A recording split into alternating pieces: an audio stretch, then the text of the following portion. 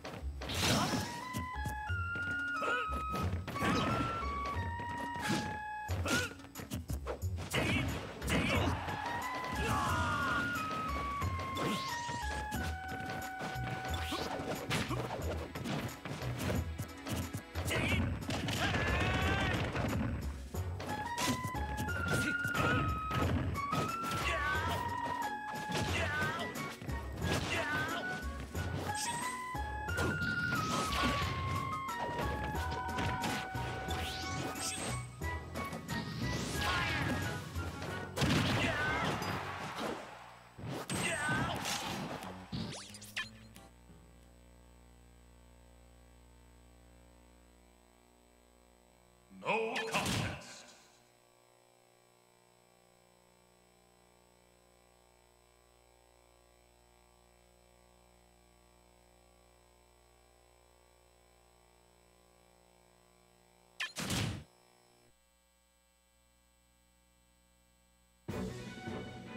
Survival. Stamina. Survival! King TDD!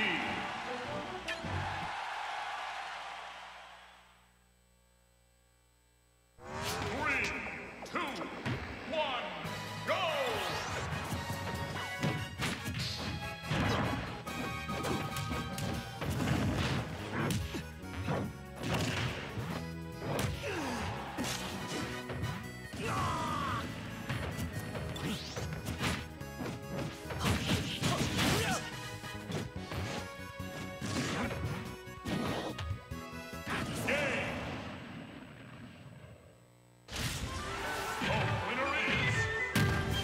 TDD.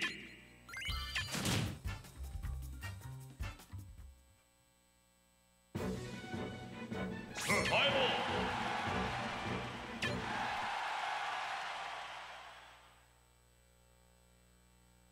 Three, two, one, go!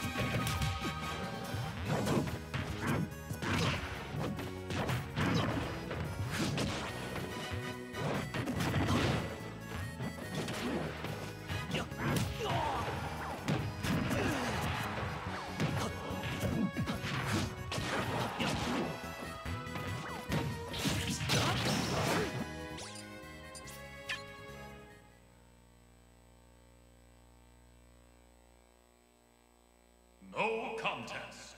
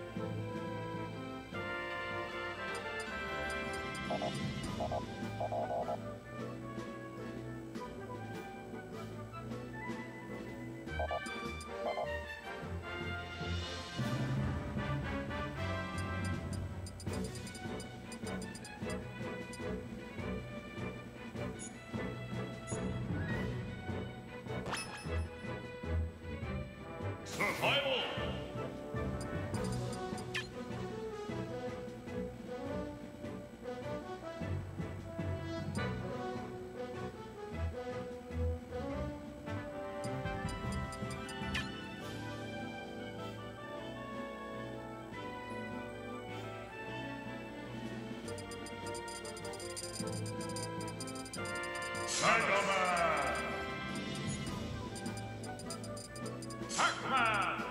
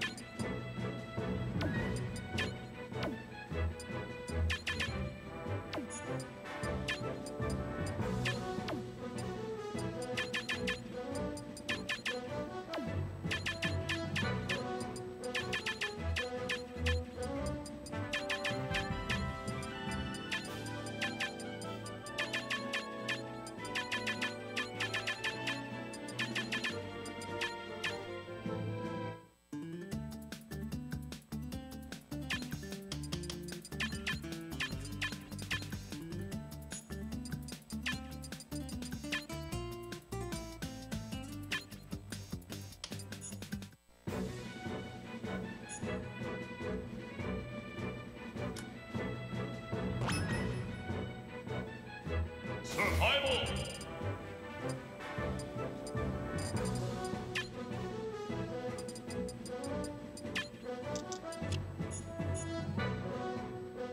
Survival. Pac-Man. All right. And here we are right now, Encore Esports. This is, what's the number of the Smash tournament here? Do we know? 8. This is the 8th one here. We've been running doubles for the past few weeks, and that's what we're going to be opening up the night with. On the team to our left, we see Yabi and Wonton. I don't know what their power couple name would be. Yobton? That's pretty bad. I need to ask them if they came up with a better one.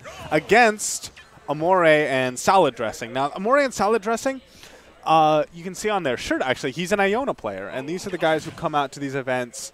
Like, I don't know them as, like, the competitive guys. But, it's great to see that they, show up and support the scene and they enter. And they're doing doubles here. And they're going to be facing off against a dangerous team. And I wonder if they know exactly what they're going to be getting into. Anyway, speaking of getting into it, we are moving into game 1 here. It's going to be on Smashville. And Yabi and Wonton. Wonton is playing Pac-Man, the god character. He's getting prepped because Pac-Man is apparently going to be top tier in Smash Ultimate. Buffed the character crazily, so that's what he's doing. He's already just going to abandon the Mac at the wayside. I don't know. I actually don't know why Wonton is going Pac-Man. His Pac-Man is a secondary, to say the least. Anyway, so one thing is that Wonton has been like non-engaging. He's been doing a lot of like doing his setups, which Pac-Man is known for, but for the most part, he's not really. Oh, that was a great weight on the tether from Samus. Yeah, but okay, so he's taking about 64%, the least out of anybody here right now. And Green Team needs to find some way to get rid of stocks, especially if Wonton is going to be stock tanking like this. So, put off stage, and they're actually the ones whose stocks are going to be taken away. Wonton and Yabi both in a pretty good position. Ooh, I like the way that Green Team is focusing down on Yabi, knowing that he's the one who's in death percent. And there it is. Ends up coming in. I think that might have been double up tilt. But that's the end of Yabi right there. And this Wonton stock tanking is going to be the really big issue for Red Team to do. Oh, nope, never mind. Green Team doesn't have to worry about a thing. Okay, Green Team has to worry about a lot of things because Ike just got dunked right there. Blue Team with a pretty much complete solid stock lead.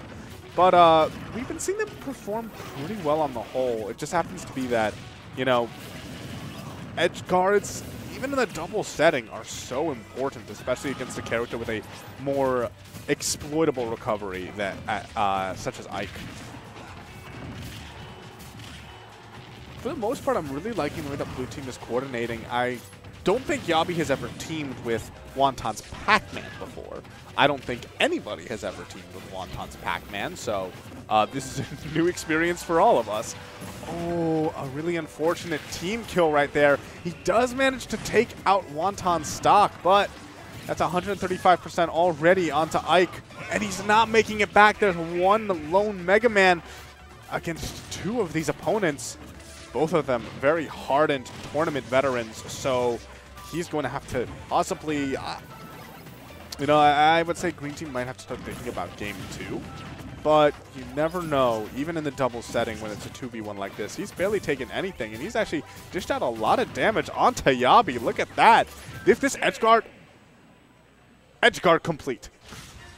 Not for the person who you thought, but there it goes. Yabi and Wonton actually taking game 1. But I will say the Mega Man, is that Mega Man? I believe that's salad dressing. It's the Mega Man player, and what? Okay. We'll find out eventually. Yeah, okay, Captain Falcon.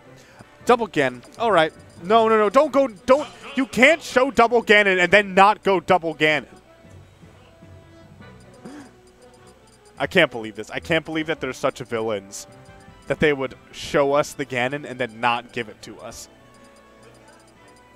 You better, it's either Ganon or Jigglypuff. You gotta go something of equal value.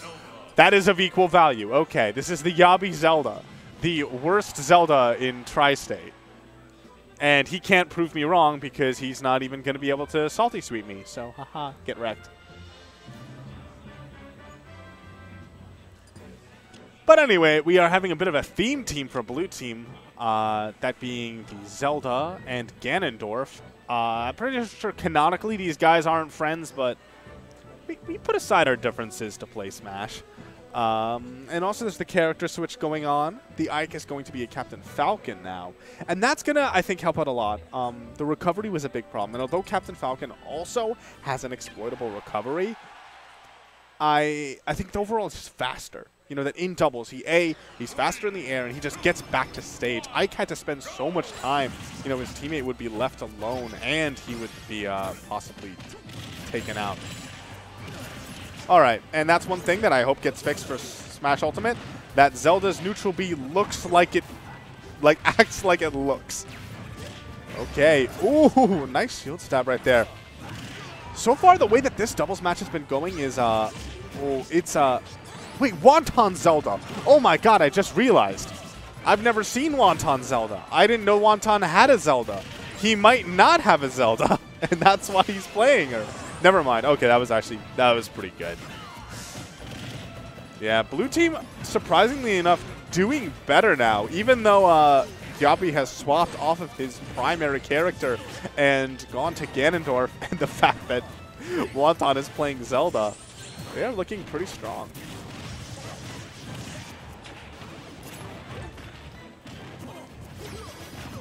Green Team, though, right now with a lot of stage presence. Oh, that was so good, such good coverage from Yabi, knowing that his partner had no ledge invincibility.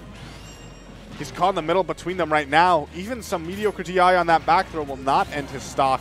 That will, though. Wonderful team coverage. He's like, oh no, you're having trouble recovering. And Ganondorf's like, no, I'm not, I swear.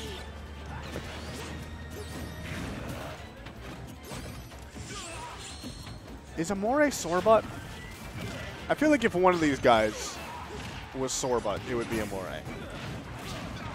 Oh, what a beautiful tech! He ends up hitting his teammate, though. I think he still died from that. Yeah, that was great coverage from Yabi. In the end, he might have been better off just eating the stage spike, considering the fact that he also damaged his teammate in the process. A stock trade, but yeah, if you're Blue Team, you'll take that. And, oof! Yeah, Zelda's punish game, even here in Smash 4, is pretty decent. It's actually, I'm really looking forward to seeing what Ultimate ends up bringing to the table for this character. You know, everyone across the board is saying, oh wow, she's a real character now. We'll see how it shapes up, but they definitely, ooh, unfortunate. Yeah, definitely the design team for Ultimate has like good character design in mind, because they've been making the way that she acts in this game, in that game, seems to be a lot more of a cohesive kit already. Oh, he wanted that. That's a, so Zelda does have this down throw. It's not even a 50-50. It is a kill confirm, but it requires you to be frame perfect in order to cover essentially all the options. Oh my god. Wait. And just like that, this is a 2v1. This is a 2v1 where Green Team only has to take out this solitary Ganon. He gets hit right there. I don't know if he has a jump. He doesn't. Green Team taking game 2. I had been dismissing them. And Blue Team started off so strong, but perhaps some cohesion came into play there, because you can't deny that that was a solid win for Green Team. I think we're probably going to be getting some character switches. Oh no, we almost had a puff. All right, yeah, and so Yabi and Wonton picking up their more standard characters. It isn't necessarily the Mac from Wonton, but I have seen his Mario. His Mario is definitely a polished character, something that is to be feared. I don't think it is on the quality of his little Mac, but for the double setting, Mario might even just in general be a better fit. But regardless, that's what we're having right now. Look how much damage Wonton got immediately. Falcon has taken 104%, and neither Blue Team has gotten touched. In fact, the only damage that's been dacked onto them has been by Blue Team itself. Oh, going for that hard read, and he actually hurt. Fox shifts out of the way of the punish. But right now, Green Team is in dire straits. Never mind. Okay, he does make it back. Mario's airspeed means that, like, if he survives a hit, he's pretty much guaranteed to make it back. That was a fantastic read. Wonton, where are you going, boy? Where are you going, boy? He's dead. All right, and this is actually a tie game right now. Who died? Samus died? Did he I don't even know anymore. Green Team is in the lead. Falcon has a lot of percent on him, but Mega Man has none. Good job there, not getting caught on that air dodge. Oh, that was so cool! Making sure that both of Green Team gets caught there, and both of them are making it back fine. Interesting. All right, and now it's 2 stocks to 4. And although the stock, like, you know, the score looks pretty similar, the one thing I'd say about it is that the stocks that Blue Team did lose, I think were sort of their own undoing, where Wonton SD'd, and then I think he even spiked his teammate. I believe that's what happened. So Green Team, they had some, like, early, you know, nice things, you know, for their favor, but they need to ride that properly if they want to actually take this game. Sorba getting out of harm's way right there. That back air is big. They're going to have to share stock. And technically, both members of Blue Team are pretty close to dying. Oh! That interesting thing to happen. And Wonton dies. Okay, good. That's how does he SD more as Mario than Little Mac? How is this man better at recovering with a character whose like information box says he can't recover? And look at this. Oh, we need to go help out his teammate. Really good there. That's why having a teammate in doubles is so vital. When you are getting comboed, your friend might be there to bail you out. And as it stands right now, especially if I want to say this is salad dressing. If salad dressing can survive here, it's going to be really big for Green Team. I think he could survive maybe an up smash at this percent. That will be cutting it close. But if Wonton SDs again, which I honestly would not expect him not to, Green Team could make this a 2v1. Okay.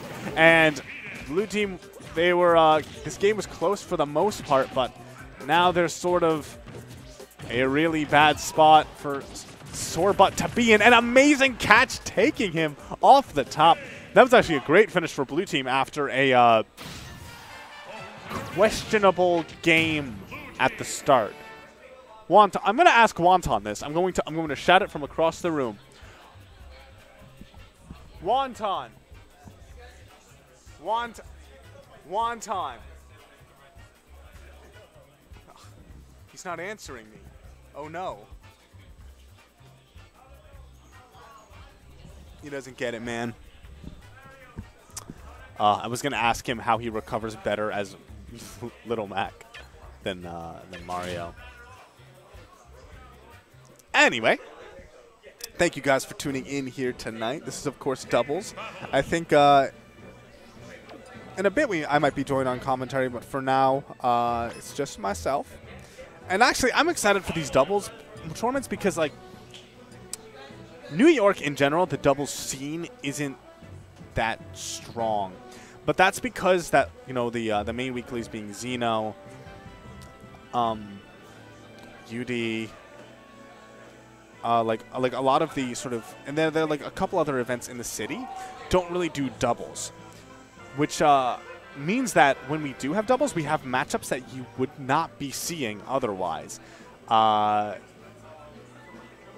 versus Wonton, who we just saw, against Karksum and Booty. Now, Karksum and Booty are, they are as a team what I would describe as the sum is greater than the whole of the parts.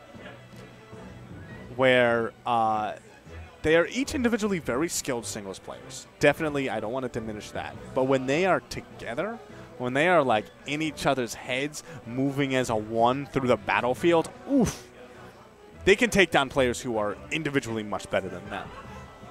Which, as you get later on, is actually a very interesting sort of caveat where the two of them work so well together, but that means that when they are brought into the 1v1, they usually end up, a lot of the times they fall short. Purely because, like, you know, they're competing at the level of, like, like, you know, for instance, they would fight, like, you know, Ray and Jen, and they would be keeping even with Ray and Jen. But then if Ray and Jen manage to make it a 1v1, both of those players are so strong that it becomes sort of hard to deal with. And in some respects, that might be the case here. Although I would say that Karksum and Booty are probably both, like, I'd say they're equivalent, if they're equivalent or not better in skill than Yabi. But Wonton might be sort of the best player between these four. He's going DDD. You can't see my face, but I'm staring off into the distance right now. I'm okay. Granted, honestly, I mean, Samus was performing pretty well in the last match we saw, and maybe he just wants the DDD to have some free reign, you know? DDD in doubles is definitely better than DDD in singles, and I don't ever see Yabi pulling out DDD in singles, so maybe it's just like, you know, I want to air out the old pair of shoes. At one point, Yabi was, in fact, a DDD main. It's why I had an undefeated record against him at the beginning of this this game's history, because he would go DDD against me, and I'm like, thank you. I will take that, man, because DDD is bad. Honestly, in my opinion, the worst character in the game. Granted, a lot of his big problems are sort of mitigated by doubles. You know, his neutral sucks, and he can never get out of being comboed. And, you know, in doubles, it's a little bit easier to get around that. And, the way this game has been shaping up, a lot of it has been these two 1v1s, where you have Wonton facing down against Karksum, and you have Booty facing down against Yabi. Oh, that was the end of him right there. We now have KO Punch live. I don't think that was a bad call to dash attack that shield. Just like that, the stock is gone, and another stock immediately following. Right now, Karksum and Booty definitely weaker. Not the strongest start for them.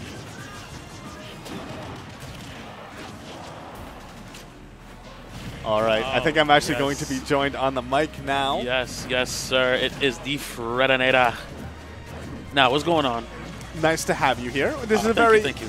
This is it's a treat because there is a DDD on screen. I love DDD. I don't, but it's neat to see it. I love the spikes. Oh, but Wonton. Man, I love the fact that DDD's spike is like actually one of the worst. That was actually cool. I can't believe he hit him like in the middle of that. Just beat out the upbeat. All right. So I feel like we're pretty much depending on Wonton to hold this one down while King DDD's holding it from the back because Wonton's doing work. Ooh. Oh, but not killing. That man is heavy, sir. That survival was so pivotal because now I don't know if he has a jump off stage. He does. Both of them. Hold him back. Oh! Yeah, that's right. You flaunt it. The double dash attack right there. Oh, beautiful. And and now we have Booty facing down against these guys. Yeah. And it's one of those things where he just did so much damage to his own teammate. But it's one of those things where Meta Knight in this 2v1 is really tricky because I don't know if you know how Meta Knight normally works. That was so good. That was so good. That was so smart. Oh, man. Using the teammate against him. Oh, this could be it. Oh, yeah. Never mind. Oh, never. Yes? Okay. Okay, if he manages to take out DDD right here, which he does. Oh, okay. Whoa. Things can change here. So there's an old adage, which is that if the percents are red, either character could be dead. That's how Meta Knight works. All right, and there it is. But there it is, yes. Right. That was was for the winning. That was so close. That was a little dangerous there. The Meta Knight carry to the top. Yeah, no, that absolutely. If he had a little more rage on him, ironically enough, like if he had taken a little more damage, they would have. Yeah, that I could have seen. I think that might have killed. Yabi and Wonton. They need a little better team synergy. And did they play DDD again? I didn't see. Yes. Oh, I mean, that's okay, I guess. I mean, we get to watch more DDD, which is. I think DDD is fascinating. I just love his animations. I think I really, as a character, I really couldn't care about him, but I just love his animations. Okay, no, I will say, DDD feels like one of those characters that was like specifically designed to be bad. Yeah. Like I genuinely, he's gone.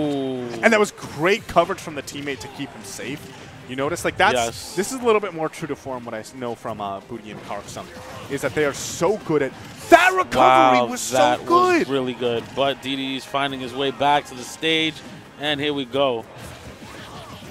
And again, DDD go away. I think he's dead. That was a very good edge guard right there. Was beautifully done. That was actually so cool. I've never seen Booty do that. Is he gonna do it again? How much is this going to go on for? Keeping DDD at bay, just making sure that, Wonton has his own little thing going on over there. This is... Oh. Are we taking him back? We taking him back? Oh, but that was fantastic from Wonton, being able to get the kill right there. But once again, we have KO Punch live for... Gotta pick your spots. Misses that. And honestly, like, red team has been playing very well, but the stocks... Look at that. There it is. There it is. I can't believe that. Is that what we were looking for, sir? That is what okay, yeah, that is... This is a little bit more true to form for these guys. They are playing pretty dang well this time around.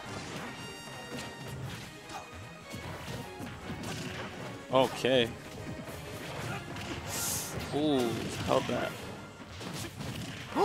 Oh my goodness, Wonton. He hit his own teammate, and it was just like, that was a victory because he didn't die, at the least. Oh, he actually hit his teammate. You gotta get out of the KO Punch is... Oh, KO Punch is actually not. Now it's live. Meta Knight, he's going for the chase, trying to help the teammate out, but the teammate did it himself. Uh-oh, here we go. Yeah. Yeah. Oh, the turnaround! There it is. How much damage? What just happened to him? That Yeah, went bye-bye, man. Oh, Little Mac. And yeah, Karksum has KO punch, so I feel like Booty would be the one trying to engage right now because one grab could mean the end of this game entirely. There it is. Oh! It's just that was. He's like, I'm not gonna let you kill me. No, I'm gonna kill me. Now, are we gonna see Yabi switch? I hope not. I really enjoyed watching DDD get kicked around. DDD is great. Okay, here we go. DDD is fascinating. I mean, he's fascinating in that he exists the way he does. Yeah. Did he not switch? No. I didn't hear it. Yeah, I think we might be getting the DDD. the Little DD D3 for a third time. D3. Pounds all around. There you go. Yeah. Alrighty. Smashville. Now, I do like this counter pick, I guess. One thing about that last game was actually that, like, red team had separated into two 2v1s, and it worked out really well for them. Oh, man. Oh, Did you get out of that? I forgot. DDD actually has a good matchup against Little Mac. Really? It's like weird. Like, oh, but Meta Knight's just trying to control the stage. But no, sir. He's out of here. I will say, I think that Booty and Karksum are currently seated #1 here. So, this will be the Knight is gone. Yeah, looks one like more stock for the Knight. And already 67% on Little Mac. He's not exactly the type of character who can be taking a lot of hits. Absolutely not. Well, this could be big, though. He misses that. That was so crucial. Now this can be. Okay. There it is. Yep. Oh, you know what he wanted there? Good timing. He had the KO punch. He really wanted to do neutral get up and then get him with a KO punch, but he was just too eager, and he actually got hit by the end of it. Didn't wait it out for full, and that means that now, right? Yeah, as of right now, Green Team is in good standings. Granted, one of them is a Little Mac and the other one's a DDD, so there's no. This can be thrown back into Red Team's favor. Oh. He has KO punch. KO punch right now is so pivotal. Here it is. He just burned it. He's trying to save it, maybe? He's trying to save it. Oh. KO punch does get thrown, but it's not the one that Red Team wanted. Oh. And, Little Mac is going to have some troubles here. But I've seen crazier things happen. Absolutely. I mean, we saw that. This is the thing. Remember game 1? Yeah. Green's 2v1s are not the most polished. So, okay. They go. You don't need a 2v1. Yeah. Not when you read the guy's role. Yep. You know the funny thing about Little Mac? He's like a human, right? Yeah. He's just like a guy from the Bronx. Except he apparently stuffs gunpowder in his gloves. Absolutely. Absolutely. And somehow a rocket launcher when he gets that KO punch ready. Bing, bing, bing. I like Little Mac. When I first started playing this game, I started using him. But then I went back to Mario because I just like Mario. I mean, like you're somebody who hails from fighting games, and Mario is very fundamentals based. And if you're like good at fighting games, you can figure it. Yeah, you can figure out what he wants to do. Yeah, you can get his neutral. Whereas like Little Mac is. He's everywhere. Yeah. He's everywhere. He's like everywhere. you don't know what Little Mac does until you pick up Little Mac. Yeah. Like he's he's unlike fun. any other fighting game character. I like Little Mac because you kind of have to base your style in the middle of the stage. You don't want to really go to the edge, but I don't know. Have you seen Wonton? This man goes off stage. I've seen. I feel like he's just dangerous only because his recoveries are terrible. Like, like when he's on edge and it's like, I don't know if you saw earlier. He played against it was like another team, and he played Mario, and he SD'd like 4 times as Mario. Really? Because you know what it was? He's just like, oh, I'm not Little Mac. I can go as deep as I want. Just didn't make it back. Just didn't make it back. Which is like such a Wonton thing. Yeah. I like watching Wonton play, actually. His Little Mac is pretty cool. Hold on a second. I might,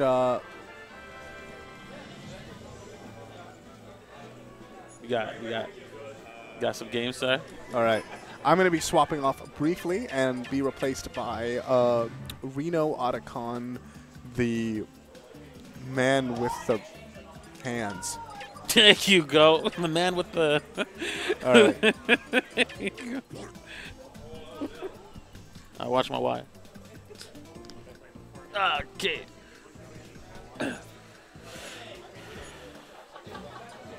Buttons. Buttons. Oh, sorry. Sorry. Reno. This thing's on. Okay, I'm in there. Yes, it is. Yes, Alright, it cool. is, sir. So yeah, 809 and Cassius versus Javi Wonton. Yeah. I gotta write it down. Cassius. Damn. I don't know how to read, so. Yabi. I don't know how to rate. Wonton. Well, I feel bad for you, sir. This is all one word.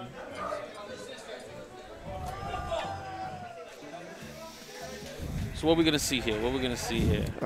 Meta Knight and Bowser versus Little Mac and whoever Wonton wants to use. at Reno FGC.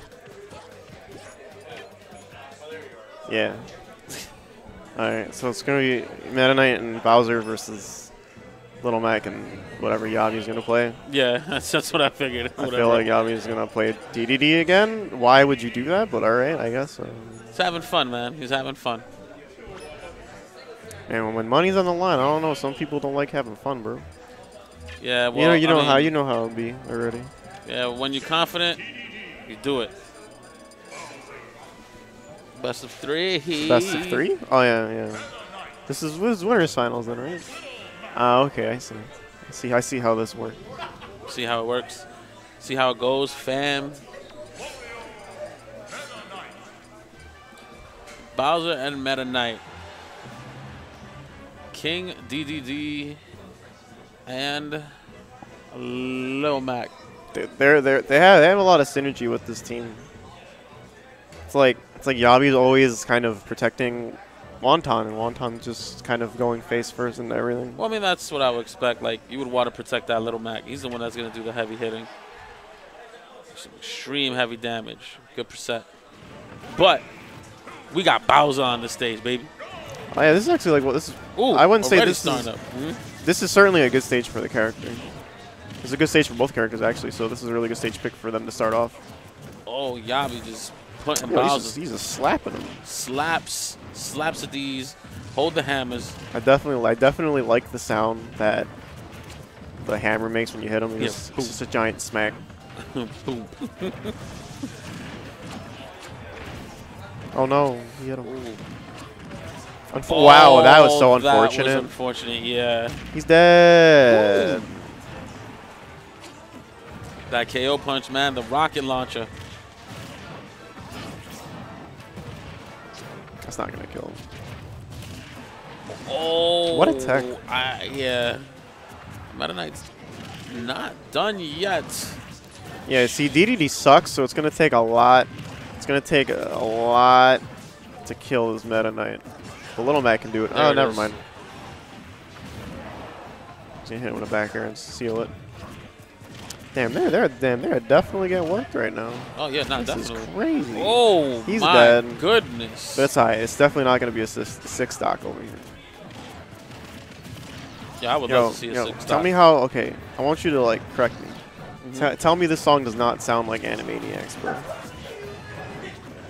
really does. It's just straight out of Animaniacs, bro. It does. Like I don't know what they were thinking when they were making this song. They're like, oh cool, kids like cartoons, right? I mean, like they just slapped a bunch of instruments together and was like, cool, man. bro. Yeah. Definitely Animaniacs. Oh. Wonton just trying to. Wow. Oh, DDD's back, so be that guard that Wonton needs. And there it is. That's not gonna kill though. Not gonna kill. Bowser's a heavy boy. %, yes sir. Wonton coming back to the stage. Wonton kills Yabi by accident. Own partner, and that's. Oh, I feel like so in that situation, I think Down B would have actually hit the shield, Yeah, Little Mac's dead. Oh wow, so it's like they're kind of getting back into it. I mean, Slowly but surely. they've decided to put all of their focus onto Little Mac by just throwing him off stage, which yeah, you should be doing. I mean, you know, at the end of the day. Got to toss Little Mac, man. Very hard for him to come back. He's gonna use armor from the grab. That's not gonna kill, however. Ooh, looking King DDD looking a little fresh still. That 2-stock quarter to everybody. For him, it doesn't. For him, it doesn't particularly matter. In this situation, Cassius is gonna definitely want to try to kill Little Mac in this situation because. Wow, it doesn't matter. No. Bowser's got some good ass recovery, so we're in there. Oh, that was actually the kill too. The King just waiting to hit him with the hammers. That's fine.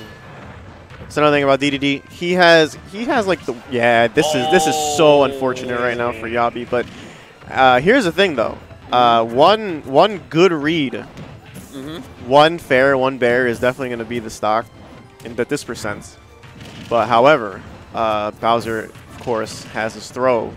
He's got the Koopa active, so it's showtime actually. Bowser, and never mind. And never mind, doesn't even recover. He just falls. You know, sometimes you gotta take a load off, so you just kind of kill yourself. I don't know. I don't know what he was trying to do there, but I mean, by all means, whatever works in the situation, man. You know. But we're still sticking with the DDD, so.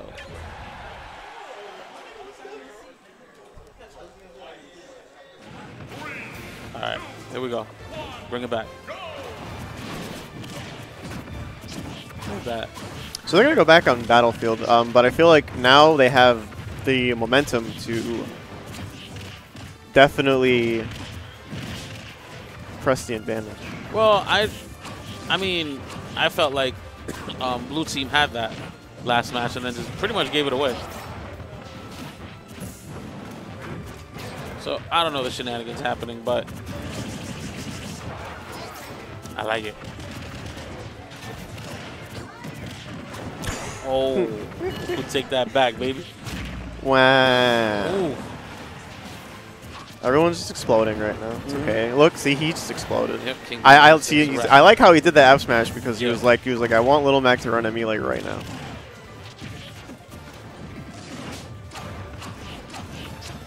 Not even paying attention to Little Mac this game. That's crazy. And this is not going to be the stock, however. No. The next row would have been. Yeah. But there goes that meta, keeping that DDD. Uh-oh. Yeah, nah. With DDD jab staggers don't really mean anything because you're not gonna like unless the opponent mashes air dodge. Yeah.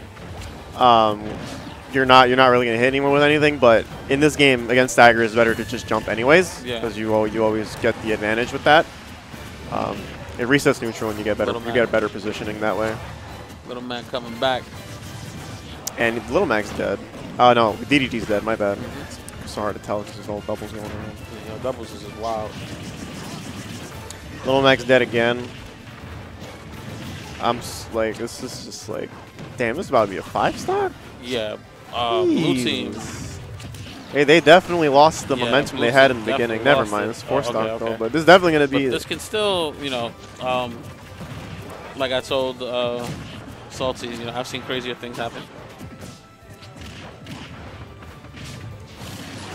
And he did it again.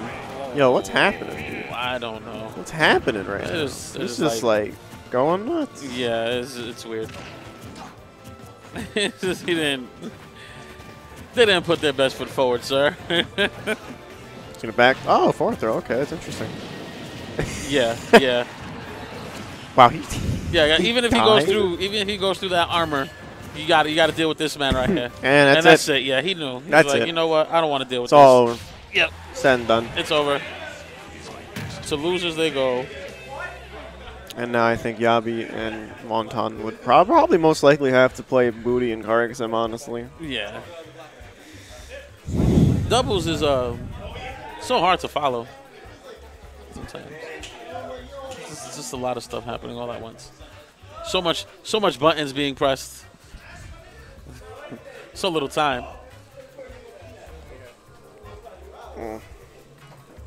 Oh, Super Smash Brothers. We are playing tonight, Thursdays. You are watching that right now, doing doubles, and then on our way to singles. And Xeno Weeklies. Hosted at the Xeno House, right? Yeah. Xeno Zero. Xeno Zeros, yep. Super Smash 62 Orchard Street. And Undiscovered Smash every Tuesday at 6 p.m. at Fulton Street, White Plains. You know, there's a lot of Smash going on, and I like it. I like it. And, of course, we have Smashed Out over here at Encore. You play Super Smash Melee on the CRTs, bringing it back, baby. GameCubes and all. This is mad fun. Mad hype. And Tuesday night throwdowns. We have tournaments for Street Fighter, Dragon Ball, and Guilty Gear. But you can come in and play some Tekken, Super Smash Brothers, Street Fighter Anniversary, Marvels, and Blast Blue, all for training. And, yo, Defend the North, Encore will be hosting Fortnite Battle Royale 1 vs. 1 and duos July 20th and 22nd. Come check us out. Come press some buttons. Come play some games. And also, on Tuesday Night Throwdown, we have the last episode of Dragon Ball League. Somebody is about to go home with money this next Tuesday coming up. So I think we still waiting for our contestants. I think I gotta play. So you know what? I mean, while we waiting, what's up? What you think about that Smash 5? What you think about that? Oh, excuse me, 4.5. Smash 4.5. That is not 4.5. You gotta stop. All right, Smash Ultimate. It's like definitely a brand new game from the ground up. Ground up? Yeah, definitely. That's not true. Nah, I believe it. They said it was a new game from the ground up. That's like saying Street Fighter 4 Ultra was from the ground up. They had something to start with, and then they just, they messed but around with there's it. a huge difference. Like, No. Capcom is like liars. So like, yeah. You think? But nah, the game's definitely new. Uh-huh. It's a new game. I played it. It's better. It's can't say that yet. Even though I definitely state that as fact. But it's a brand new game. Different mechanics. No, I saw different the mechanics. engine. I like what they're trying to do. Still party-ish. But that 1v1s, they're looking solid. They're looking super solid. All over Twitter, a whole bunch of people just talking about it. Yeah, there's a lot of patch notes going around. Yeah, beta patch all over notes. the place. Yeah. I'm glad that after the presentation, Sakurai came up and said, "Listen, this game is not complete." So, like, whatever crap you talking, he even said, yo, I found like 3 or 4 bugs just watching this tournament. He's like, that's the whole point we threw this. So, they're still working on it. I'm hyped for it. I'm sure everybody out there is hyped for it. Most definitely. I am. And it's on the Switch, baby, a portable system. It's portable. It's automatic. It's portable automatic fighting, win portable, right there. fighting game. Yeah. Yeah, I like it. Yo, every single character. Woo. They threw pretty much every single stage too. Let's check something. So what we doing? What we doing? I'm actually gonna head off commentary actually. Oh, you gonna eat? Yeah, You about to eat, baby? I'm gonna definitely relax. All right, go ahead.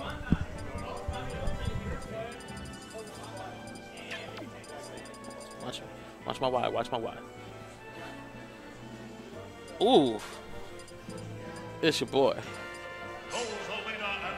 All on his lonesome. Oh, nope. You got my boy. He's just going in. He's just going in right now.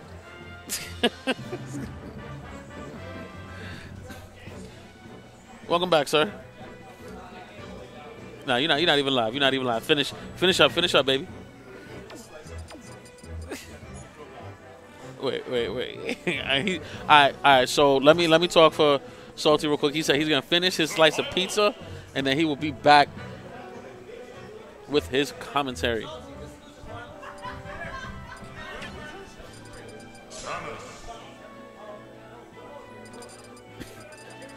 Uh-oh.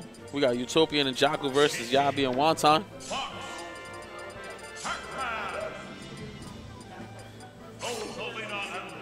Oh, no.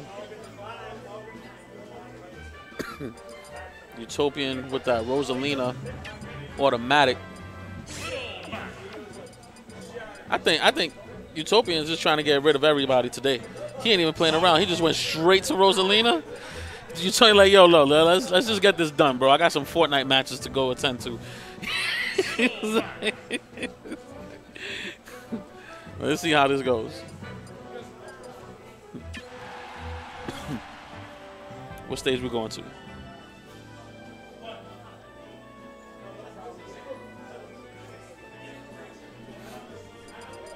Where we going? Where we going, baby?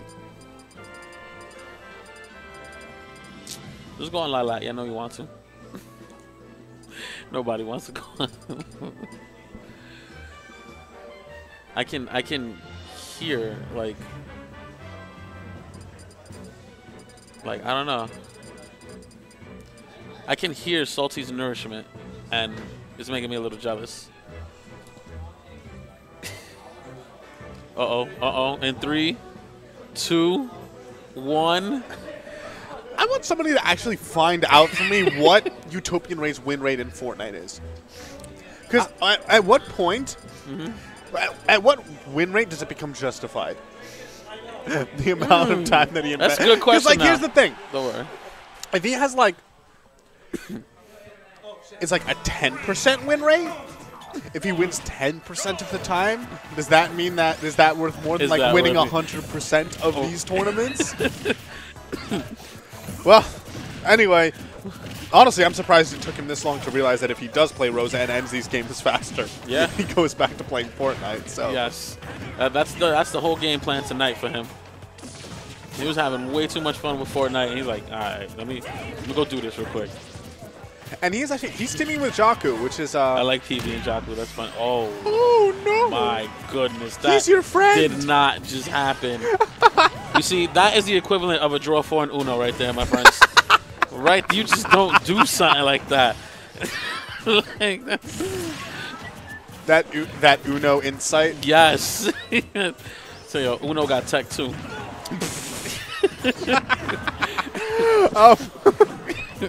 Anyway, right now, how is Ray only taking like 39%? Ray, like Yabi has already lost a stock and a half here. Oh, gotta hold that side B. You see, I want to go into Ray's mind because like I see him standing there, but I also hear oh no, the poor star. That was Mommy is home. Yeah. That was the what did you do to my baby? It'll come back. Here it is. Yeah. Now, like what I was saying before, I got interrupted by that amazing speed. But like I see Ray standing there, but yo, that's wild. That's I'm not even gonna talk. That's it. No, I really want to hear your thought on Ray's mindset. So is Ray standing there calculating? Or is he just waiting for a counter? When Ray's just standing there. He's thinking of Fortnite? Now go ahead. When Ray's just standing there. No, when Ray's standing there, if I were to actually tell you, he's waiting for the opponent to do something. So it's a counter. He's waiting for, okay. He's like, I'm waiting for you to do something. You notice that he'll stand and then fade back a little bit. He does this a lot because like fading back just a little bit is basically like, you know, it's a non-commitment from him. Yeah. But like if you go in for say like a dash attack, you're like, oh, I'm just gonna hit him where he is, and all of a sudden he moves ever so slightly back. You were gonna eat a Rosalina punish, which is about 3.5 punishes from not like the rest of the cast. So Rosalina is very dangerous. So Rosalina is very dangerous. Yes. In general, like the thing about her is that it's not necessarily that her. Is this game even? No. I mean, well, yeah, it can go either way still. The thing is, like, if Fox goes away, Little Mac went away. Okay. Well, well, now I don't feel like this is even. Yeah, this is certainly because not only does Yabi have to worry about taking out Jakku's Fox, which as a Samus, that's already kind of a big task. Even if he manages to do that, he is facing down a no percent Ray. And that's it. And that's it. Yep, that's game right there. Still a 2-stock. He got the star KO. Also, one thing about Smash Ultimate that I'm really excited for, we won't have to listen to Fox's death scream anymore. Yeah? Yeah, I don't think they have it. They changed his voice actor. He doesn't say fire anymore. Fire. Fire. Fire. That Wait, was who's a good one. Like, as much as Fox in Melee is kind of like, you know, too much. Poison. As much as he is too much in Melee, at least he's really cool. Nah, yeah. Fire. Yeah. Yeah. And when he dies off the top, he's like, what? In this game, it's like a blood-curdling scream every time Fox dies off the top. And I don't feel comfortable killing him off the top. We're like, oh, man, I'm not going to take this stock if I have to up smash him. No. Oh, my goodness. What an impressive start. Can Red Team hold on to a stock more than, like, the first 2 seconds? I don't even know. I don't even think the time started when that happened. He just dropped. Uh-oh. I like the whole PB and Jakku. That's funny. Yeah. Oh, we doing it again? We doing it again? Oh, okay. He wanted to. Oh, that was an amazing angle. Oh, that's... He's dead. Yeah, this little Mac. Oh, man. Wow, Green Team cleaning up even more than they were before. Definitely. Interesting limit. Jakku is the one who's only taken like 30%. Oh my god! Wait, he only took 30%. He was at 30%. Like an up B straight into the edge of the stage. Oh my god! No way! I can't believe he got punished. Yeah. I can't believe he got punished for the 4th roll. That's another thing in Ultimate that they that roll spamming. What? Why is Red Team still kind of in this? They're not allowed to be in this. Yeah, I don't understand this. Not after what happened to them at the beginning of this game. But yeah, you're right. That one of the new mechanics in Ultimate is that if you use roll a lot, you get less invincibility. Yeah. Which is like, they gave me fixes that I didn't even know I desperately wanted. That's what they were saying. The last thing that I read was about how many people had no idea how many fixes was needed. It was like only when we saw them fix everything, we were just like, wow, there was a lot wrong here. Yeah, there's a lot wrong. It's when you take your car into the shop and they're just like, all right, we did everything we needed to, and here's the bill. And you just look at like 70 different things and you're like, were all of these necessary? And he's just like, yes. Yes, they were. Now this game works. It's going to work, I hope. I can't believe that this match is actually still going from that beginning. But you know what? I'm never mad. Oh. Well, this. He asked him not to take the stock? Okay. I was going to say. Help me, please. That's it, yeah. No, go down there and save him. You see, and that's what I mean. You know, when I played Little Mac, I was so afraid to go to the edge because of that exactly. So I kept to keep my ground in the middle. Well, like, actually, Little Mac players who really are solid and know what they're doing, they will, they're, like, this is the thing, Little Mac has a bad recovery. Yes. But they recover so well, so often. Yeah. Like, a big part of being Mac is, like, you know, some characters like, oh, when I hit you, you know, I have to, like, if I know how to guess 50-50s right, you just die. Yeah. You know, like characters like Meta Knight. Little Mac, it's like kind of that, but on the other end. Where, like, when he gets hit off stage, if you are good at guessing that 50-50 of knowing how your opponent's going to try and stop you, you can make it back pretty reliably. But if you don't, you're just going to die every time. Yeah, nah, I feel like Little Mac is more of a one-on-one person. Anyways, like, man, I don't know. Listen, Little Mac just wants Wii Fit Studio to be legal. That's what it is. Yeah, that's what it is. But don't worry, I'm picking up Little Mac right back up when that ultimate drops. Yeah, he can use his side B without going. That's right. That's right. And I feel like he's gonna become top tier because of that. Here's the thing. Gravity across the board was really changed. So even though he gets that, I think it will actually not have him out that much because he's going to be falling faster over the course. Yo, first gameplay footage I saw of Ultimate, literally the first thing I said was, "They're so fast." Yo, for real. It looks so much faster. Yeah. It actually looks faster than Melee. It does. It looks. It doesn't look fast, faster than Fox and Falco, but it looks faster than Melee. Like if you Yeah. watch because like for instance like Jigglypuff, Peach, even Marth, when they hop in the air, it does take them a little while to get back down to the ground. I feel like a lot of characters in that game were like just like zoop zoop. Yo, we are in grand final, sir. Yeah, this is it. Cassius and 809 beat them in winners, right? These guys in winners. And they are certainly. Well, I mean, I don't know if we're gonna get that same result. That is. Do you know? Was Ray playing Rosalina then? I do not remember. I don't remember. I'm not sure. Oh! Oh. He gave him his own teammate. He's just. That was like a beautiful 2v1 combo. Oh my goodness, Red team. Red team is looking pretty good right now. Red team is 809 looking is pretty good. 809 is taking like still no got damage. his 3.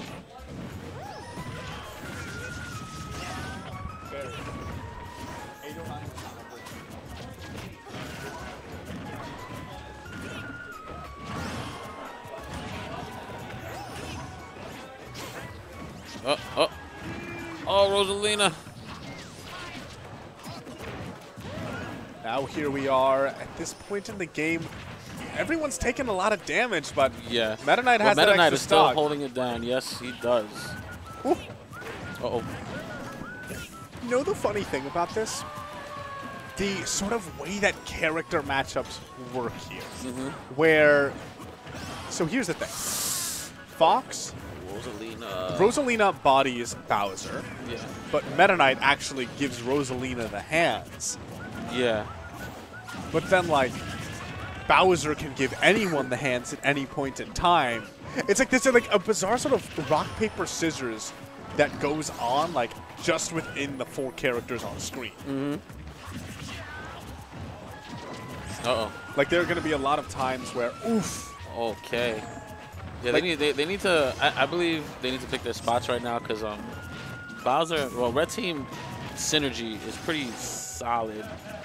Yeah, no, I've not seen the two of them team that much, but, like, yeah, looking at this, they just know what they need to do. Yeah. I don't know whether Utopian and Jakku have ever teamed. See, but at this point, let's just say they took Meta Knight out, or excuse me, Bowser. He can take that stock and still help out. Yeah, no, like even if they manage to get Bowser out here, Red Team will still have the lead because he can share a stock, and Jakku is still at the end of his rope here. Yeah, and you can see one of the really threatening things about Bowser in doubles, he hits so hard that, like, if you're not paying attention for a single instant, Oh, I like that. I like that. I like what he was trying to do there. oh, I can't believe he's still my alive. Goodness. Oh, okay, there All it right, is. that's it. I wonder if he's gonna let him take. Yeah, Yes, no, he okay. absolutely will. In that situation, absolutely.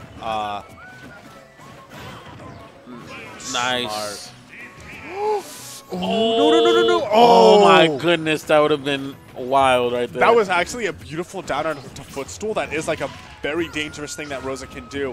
And you saw that was like pixels, just enough for Cassius to make it back. And that means that Red Team is definitely in the lead, winning that game. winning that game right there. There's some really clutch moments from Red Team in that. Red Team is yo, I like Red Team. Only because What? I like Red Team, the Bowser and the meta. Oh, yeah. That I just like that meta right there, actually. Well, I'm pretty sure they're both Bronx boys. Yeah, all Bronx boys. 3, 2, 1, go! Here we go. But you know, but then again, I really like Green Team too. So I like a lot of colors. I like colors. I think that's what it all came down to. Oh, man. Well, I think at this point, look how much damage everyone has taken except for 809. Yeah. I don't know. Maybe just 809's movement is just so good. Well, a lot of what happened right there was that if you notice it, there was sort of this 1v1 between Jaco and Cassius, and they were going both for blow for blow. But in the corner, Utopian got hit by one dash attack and just ate a ton of damage. Done. I wonder, that was unfortunate. Oh! What a catch right there! That was a huge move. Oh my goodness. Yo, this Meta Knight is on PB. Yeah. No, this is the sort of thing where, like, I know 809 is entering bracket, and so the big sort of, you know, the big tournament threat that we've had here for the longest time, Utopian Ray, I don't know if he's lost a single UD tournament. He's been so consistent. 809, I could see ending his reign. That's a very interesting thing to say. Well, it's because Meta Knight Rosa is actually, like, especially in singles, a very kooky matchup. Where, like, it feels like Meta Knight was sort of designed to beat Rosa in some respects. If we end up seeing it actually happen in singles, we can get into it. For the meantime, though, for the meantime, red team is still looking pretty solid. Oh wow, just barely hanging on there. There it is. These guys are just like, okay, finally. There it is. There it is. Yep. He's gone. This is a dead even game. 3 stocks apiece and no damage on all of them. I can't believe how close this is being. Is this best 3 out of 5, best 2 out of 3? Best of 3? Okay. So that means that if Cassius and 809 manage to clutch this out, game. That's it for them. They walk away the doubles champions here. But looks like Utopian and Jaco are not going to let that happen easily. Yeah, you know, this is actually getting evened up right now. I really like. Do you notice what they're doing here? That was an amazing combo, but did you see what they were doing? Where Utopian just locked Cassius in place. He would go off and, like, you know, help out with this 2v1, and then, like, as soon as Cassius could, like, try and get off the ledge, he's like, no, stay. That's control right there. Oh. Interesting.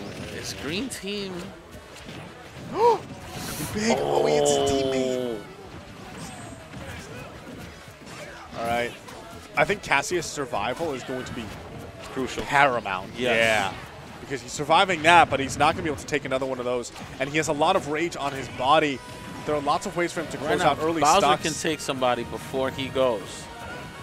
He will have to take 2 people before he goes. Oh, no. Oh, and he's going to get neither. And this might be the end how we're going to see the this. red team this game. Wow, really? Let me take it back. He'll be on the other side of the stage. I'll make it back. Look at that. The only thing is, like, making it back is step 1. And then you have an entire friggin' IKEA handbook of what to do next.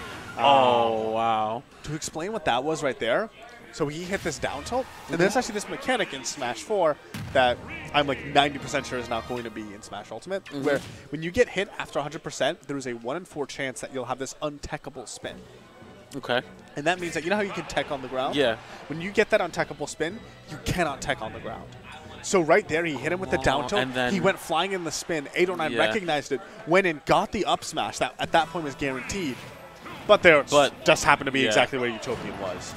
But at that point, the game was sort of already kind of out of the realm of possibility for red team. All right, but we have right now Utopian and Jaco who can reset this, or 809 and Cassius, which can just take the winnings. Interestingly enough, I feel like everyone at this point has taken a lot of damage. Cassius more than most, but that's Bowser, so. Yeah, Bowser's supposed to be like that. He's supposed to take some. He's the Reinhardt. You throw damage on him and he just shrugs it off. Oh. Wow, not a dead fox. Interesting. He's going to have to recover. He's going to be right here. That was such good, like, you saw that Jaco, while his partner was recovering, came in just enough the zone to threaten. No. Oh, but he gets that kill, which is, that was good because I really thought he killed his opponent as well. But Bowser he's still is alive still in the game. He's like, nah, I'm coming. Oh, he's going to suicide. Oh, that was such a great save. Oh, yeah. You saw him there. He was yes, ready. he was ready. That would have been huge for red That'd team. have been great. They're already in a good position, but that would have almost like cinched the game for them. So that was really good awareness. Great save from Utopian.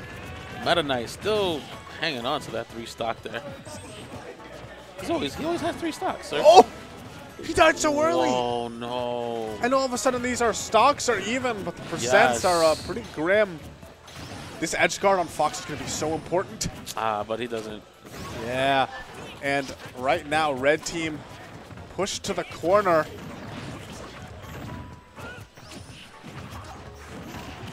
That's it, yeah. Bowser. Bowser coming with the hands. 4 stocks to 3. This is going to be pretty difficult, but you know, one thing we haven't really seen so far this set is the crazy power of Bowser. We might not get to see. I can't believe he was going that quickly. That's the end of Fox right there, but oh no, and he messed up his teammate. Uh-oh. Uh-oh. Oh. Oh, that was a wow, lot. I'm surprised, yeah. Cass is doing so much damage already. Oh! Did you see that grab? That was crazy, yeah. That was just Oh slick my goodness. grab. I think right now, get Fox out of here, but... Okay, he's at 89. He's going to be living, but he's not going to live after that. He is going to live after that. Oh, Bowser. Yeah, Bowser's full of surprises. He's a chunky boy. Oh. Gotta come in to save him. He's still alive. He's still alive. He's still alive. He can still do some work. The fact that right now he's still alive means that... Oh my goodness. That's it. Yep. I think we're about to see that reset. Well. Oh, well. Is he going to take the stock? Because right now, okay. So if he manages, if 809 manages to take this stock, it's absolutely. That was a beautiful. That was. Beautiful We reset. We are back. 0-0.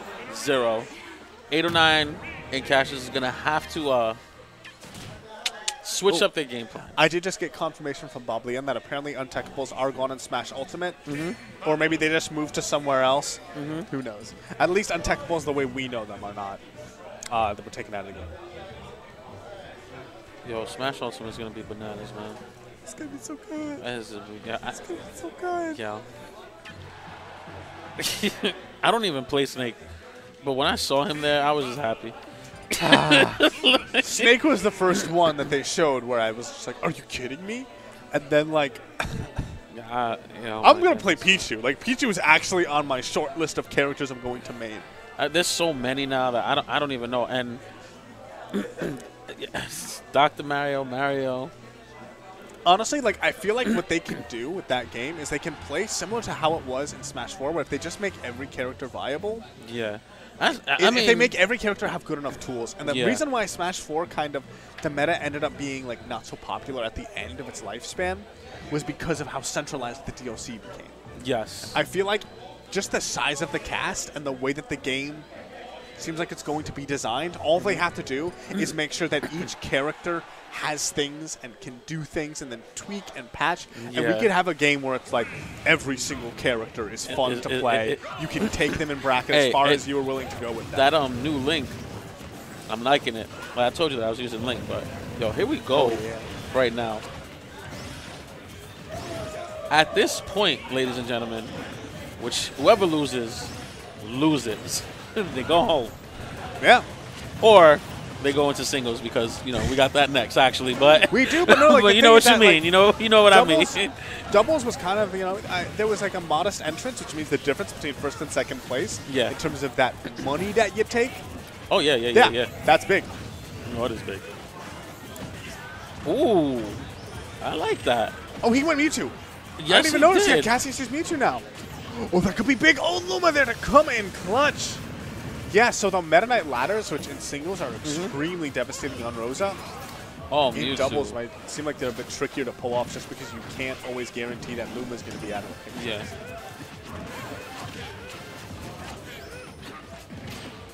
Yeah, I swear, I love Mewtwo, man. Just his style in the game. I mean... I do too. No, like, this is the thing, like, the way I feel about Mewtwo is that, yes, he's good, but he's, like, as good as a good character should be, is the way I feel about it. Where, like, yeah. he clearly has a lot of tools, and if you know what you're doing in the game, you can do a lot with those tools. Yeah. And at times you can feel frustrated, you're like, this is kind of busted. But, like, there's usually a way to play around it. And he's a glass cannon, you know. Oh! Man, 809 stock taking, though, cannot be underestimated. Toss him. Keep him off. Oh, the timing. My goodness. Red team looking real strong right here. Yes. Oh, but a great combo. We've been seeing like a look few at Mewtwo times. holding it down, though. We did see that a few times. Uh-oh. There's so much happening right now.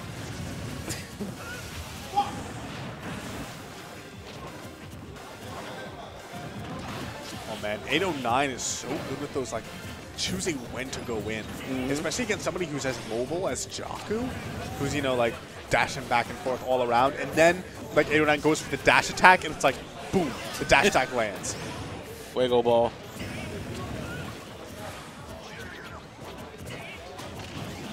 Oh, that was so Oh, that was so... Did you see Yes. the way he was under that platform and he was like micro-positioning Yep. himself? He's like, So I'm just good. going to make sure my teammate doesn't get hit and the pizza. Oh, my goodness. Did you see that? The tail... Yo. Mewtwo's got a big tail. Yep.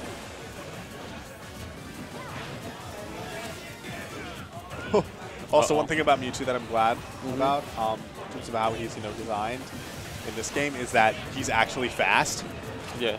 And it's like, when Pikachu was faster than Mewtwo, I'm like, have you seen their speed stats in their games? Wonder, man, this match could still go on either side. Oh, absolutely. Especially because we saw it the last set. Yes. That, sorry, not the last set, but the last, like, you know, team that Jakku and Utopian played against, he has fair footstool. As a Fox, he can, if he gets people off of the stage at the right moment, he can end their stock at 0. I think that's what he's setting up for right here. Oh, but a great recovery. And this stage is very dangerous for Mewtwo's recovery, by the way. Oh, super dangerous, especially because Mewtwo is a glass cannon, and both of these characters have rage on the other side. Oh. Speaking of the stage. Oof. Uh-oh. Okay, if you're red team, even though, you know, 809 is a solid player Fuego and ball. the matchup's good for him, you do Oh, not but it stops. you do not want to end up making this a 1v1. Yeah, but Utopian's too good. Yes, Utopian can still do this. Okay, yeah, stay patient. I like this. Yes. Oh my goodness. There it is. There it is. Yeah, yeah. Fantastic. That setup was so good. My heart came out a little bit. Utopian looked like he knew his footing, he knew his spacing, and he was keeping them at bay. But it's always hard to. I mean, no, that was a 2v2. Think about it. True. See? True. I like it. That's why Rosalina is so good in doubles. Because it's just like you turn a 2v2 into a 3v2. And if you have 2 Roses on the same team, Oh God. you should be playing an 8-player Smash already. All right. 809 and Cash is 1 game away from taking victory. But I mean, as you saw, we cannot, you know, count out. keep in mind, they were already 1 game away Exactly. from victory Exactly. before the bracket got reset. It's just a matter of if they can continue to hold that momentum, because it seems like Green Team has a really good way of sort of halting that. Yeah.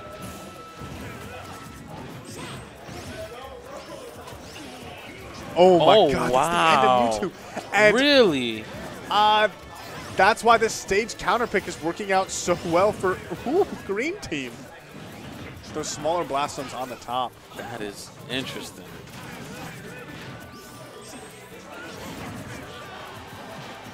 That back air actually closing it, which means that they're 5 stocks to 5 here. Green Team. Box combos. Oh, wow. Nice extension for Rosalina. One thing that's always really interesting to pay attention to is how they play, like especially like some of these like Utopian Ray, how he decides whether to do like ledge pressure or to like go and try and do a 2v1. You know, he'll throw someone off stage, and he basically makes a judgment call of like, do I want to go in, or do I want to like go and try and make sure that this guy doesn't make it back to stage? And I don't necessarily always know what informs that decision, but so often it seems to be the right one. Oh. Wait. Okay, all right. Red team actually looking like they might just... Oh. Oh, no. The red team that's looking unfortunate, man. That was... He had to wait so long to not grab that ledge. He had to drift for like 4 seconds to watch himself not grab that ledge. Yeah, it's like, oh, never mind. Not only that, that was actually a really pivotal SD because that lead of theirs went into a not lead. Oh, man. I mean, it's still doable. But that was funny, though. I should have been watching Meta Knight. That Shadow Ball not KOing, and if it's not KOing, then it's not doing that much, especially when you give Rosa even more cannon power. Man, people are surviving so seriously. Balls. All right, Fox is out. This could actually be... Oh, that was such a great dash attack. This kid still wants to go either way. Okay, yeah. Even still, though,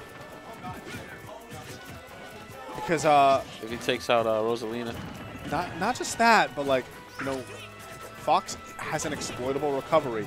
It isn't bad, but if he gets thrown off stage, there's certainly ways that 809 can make sure he doesn't come back. Wow. Yep. There it is. That was really good. You notice that was melee-esque. Yes, it was. Because he got second hit up air. So, we are in match point for both. How many games did they have in winners finals? This is it. This what? Was it 3? This is was game it 9? No, I think this whole tournament was best of 3. Yeah. No, but I'm saying how many games did they go to? Was it game 3 in winners finals? I think this is the 9th game between these two teams. Yeah. Yo, these guys just been... Hey. At some point, you just call it casuals, right? when you play the 9th game against somebody, that's like an emergency. How many emergency best out of 9? Yeah. Right? Yeah. But yeah, all of those games before are essentially just bits of information now, because whoever wins this game, that's who will take home the grand prize. Yes. I wonder if we're going to see a little bit of different gameplay knowing that both sides. Oh, and that's what I meant by the Mewtwo's recovery is so bad on this stage. Yeah, that in general, that tilting makes it... Yeah, that tilting makes it hard. That dash attack was so good. Yeah. His partner was dead, and he just saves him. Partner's dead, though. So. Oh, okay, but look at this. Look at this. That's not too bad, actually. You know, even though Mewtwo had that drop there, we're still looking pretty solid on both ends. Yeah, and I mean, this is a little bit more of what we were seeing earlier on in these matches, where 809 is stock tanking. Yeah. He's only taken 79%. Granted, that means that Rosa could still probably kill him like, a lot. But at the very least... Oh, he could have had that kill. 809 has some breathing room, both in terms of percents that he'll die at and also his ability to run around. That was a really pivotal. That team kill. That was good work right there. Much. Wow, that was scary.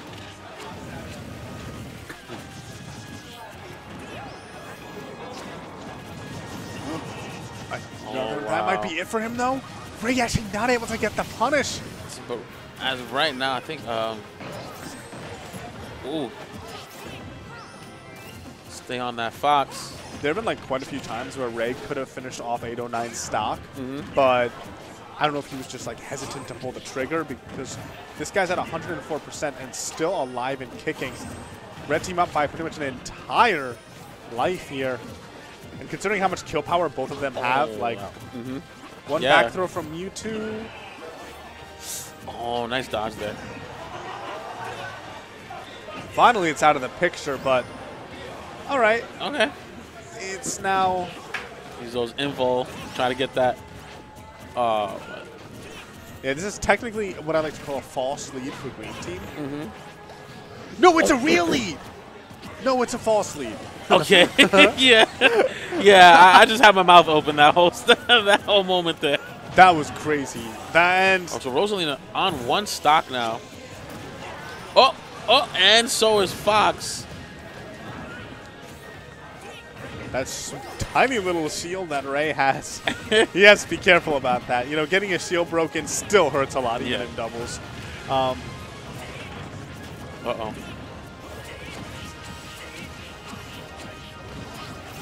Oh. Green team at this point, the fact that they're both on their last stocks means that every little damage that they take really hurts them. Yeah. But then there's this like very interesting dynamic when you have something like this where it's like red team, they're both at relatively high percent. The green team is like low percent one stock. That if green team plays this right, they could easily throw it into a 2v1. Where it's like they both might be at like at death percent. Yeah. But as long as they only have one opponent to worry about, which is what might end up happening, he's gonna have to share stock. And if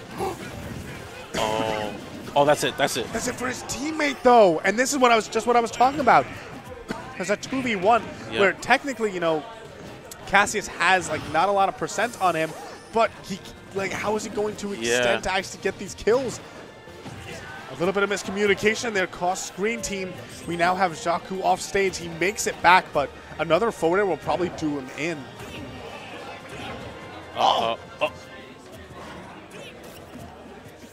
I don't know if Jaku should necessarily be the one engaging here. That was amazing. That was insane.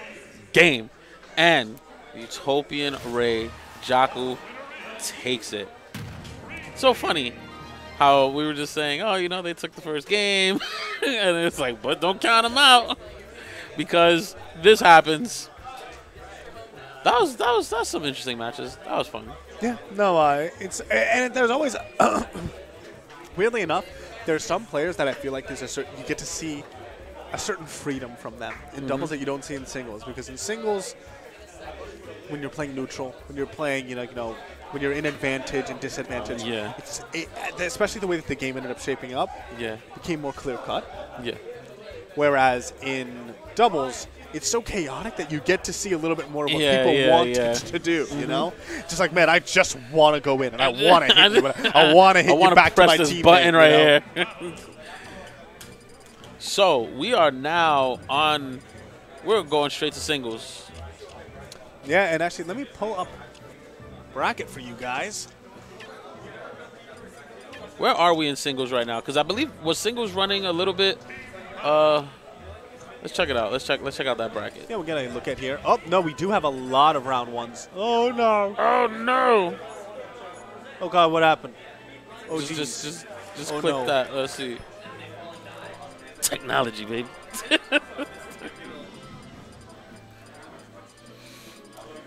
I'm sorry. You're having some technical difficulties. We will be with you shortly. Let's get that bracket up. Loading. Glazed. All right. Yeah, so we were running this. Okay, so we are... Okay, so... Utopian, Ray, and Glazed.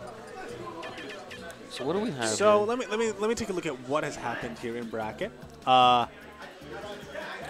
Booty v Wonton Warrior. Yeah.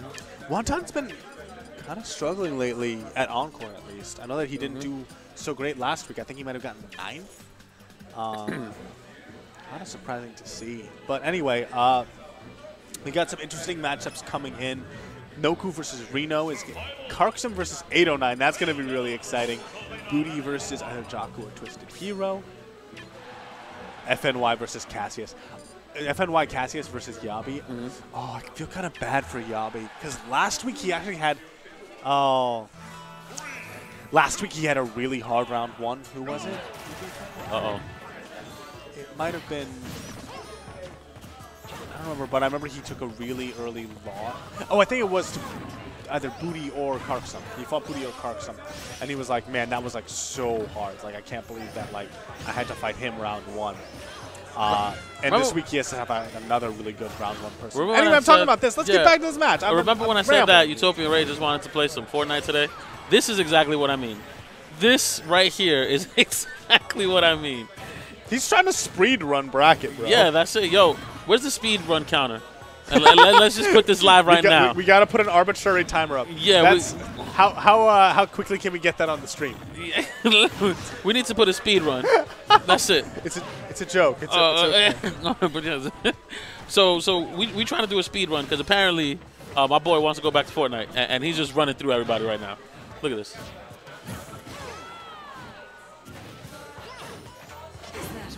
Oh, there we go. Could possibly be it though. No. I wonder if he. I think he probably if he hit like up tilt to. Yo. All right. The witch time to SD true combo. That's the 2018. That's that 2018 that's the tech right there. Meta. Nah. He's ahead of us, bro. He's ahead of us. He got that ultimate tech down. Yeah, I mean it's kind of unfortunate to see that. I think a lot of that could go into nerves. You know, yeah, no, when definitely. you're fighting against somebody as good as Utopian Ray, and some people, you know, they walk into a set against somebody like that, and they're like, well, I guess I gotta worry about losers bracket now. But I really like the fact that he's obviously still gonna try and fight it out. Well, the Utopian Ray is making this look less of a fight and more of a slaughter. Oof. Oof! Can you say oof with me? Fortnite. I can't believe it took him this long to figure that out, though. Yeah. He's over here picking Marios and all types of shenanigans, but here it is. Well, I'm just happy because that means that, what's it called? If I ever fight him, I don't have to play against this Mario. There you go. Oh, look, he is going in right now. Yeah, he really is. Like, this is not standard Utopian Ray. Like, Utopian Ray, a lot of what he does. He likes to have fun. It's not just a matter of having fun. Like, if you look at his playstyle, he's very whiff-based. Yeah. Like, he loves to force you to, like, he loves to force whiffs. Right now, he's not doing that. He's not really forcing whiffs so much, or at least, if he is, they're a lot faster. Oh. He's trying to be fancy. Okay. Nope. What? Yeah, they're bullets. Bullets get absorbed by the gravity. It's science. Yep. And there it is. 2-0 and a handshake. That. Honestly, I wonder if we're going to see more of that kind of Ray moving on. Ooh. Yeah. Ray's going to put in his score, and I'm gonna see where he goes. Give me a minute. You do the rest right now. I'm spying. Okay. I'm spying. Yeah, so who do we have next hopping up to the setup? Do we know yet who's next going to be on stream? Oh, yes, it is. Karksum and 809. I'm actually excited about this because I don't know if you know this about Karksum. You should because you saw him in doubles earlier, but his partner is Booty, a Meta Knight. Yes. I don't know his personal record against 809, but he has a lot of experience in this matchup. Oh, so this is going to be interesting. He knows what to expect. And hey, Karksum, right now, he's the only Little Mac still alive in winners. Wait, is that true? Yeah, Dragoon. Oh, 809 actually knocked Dragoon into losers. Dragoon, who's the other... I knew it. Yeah, okay. It's, yeah, his Fortnite. Do you want a prize? Yes, Do you want like a special little... I want a little slice sticker that says, I knew that Utopian Ray wanted to play Fortnite. I want my sticker. in the style of the I voted today. Yeah. All right, hold up. I'm going to switch off right now because I believe my man's Reno wants to commentate one of his boys. So give me a minute. I'll be back.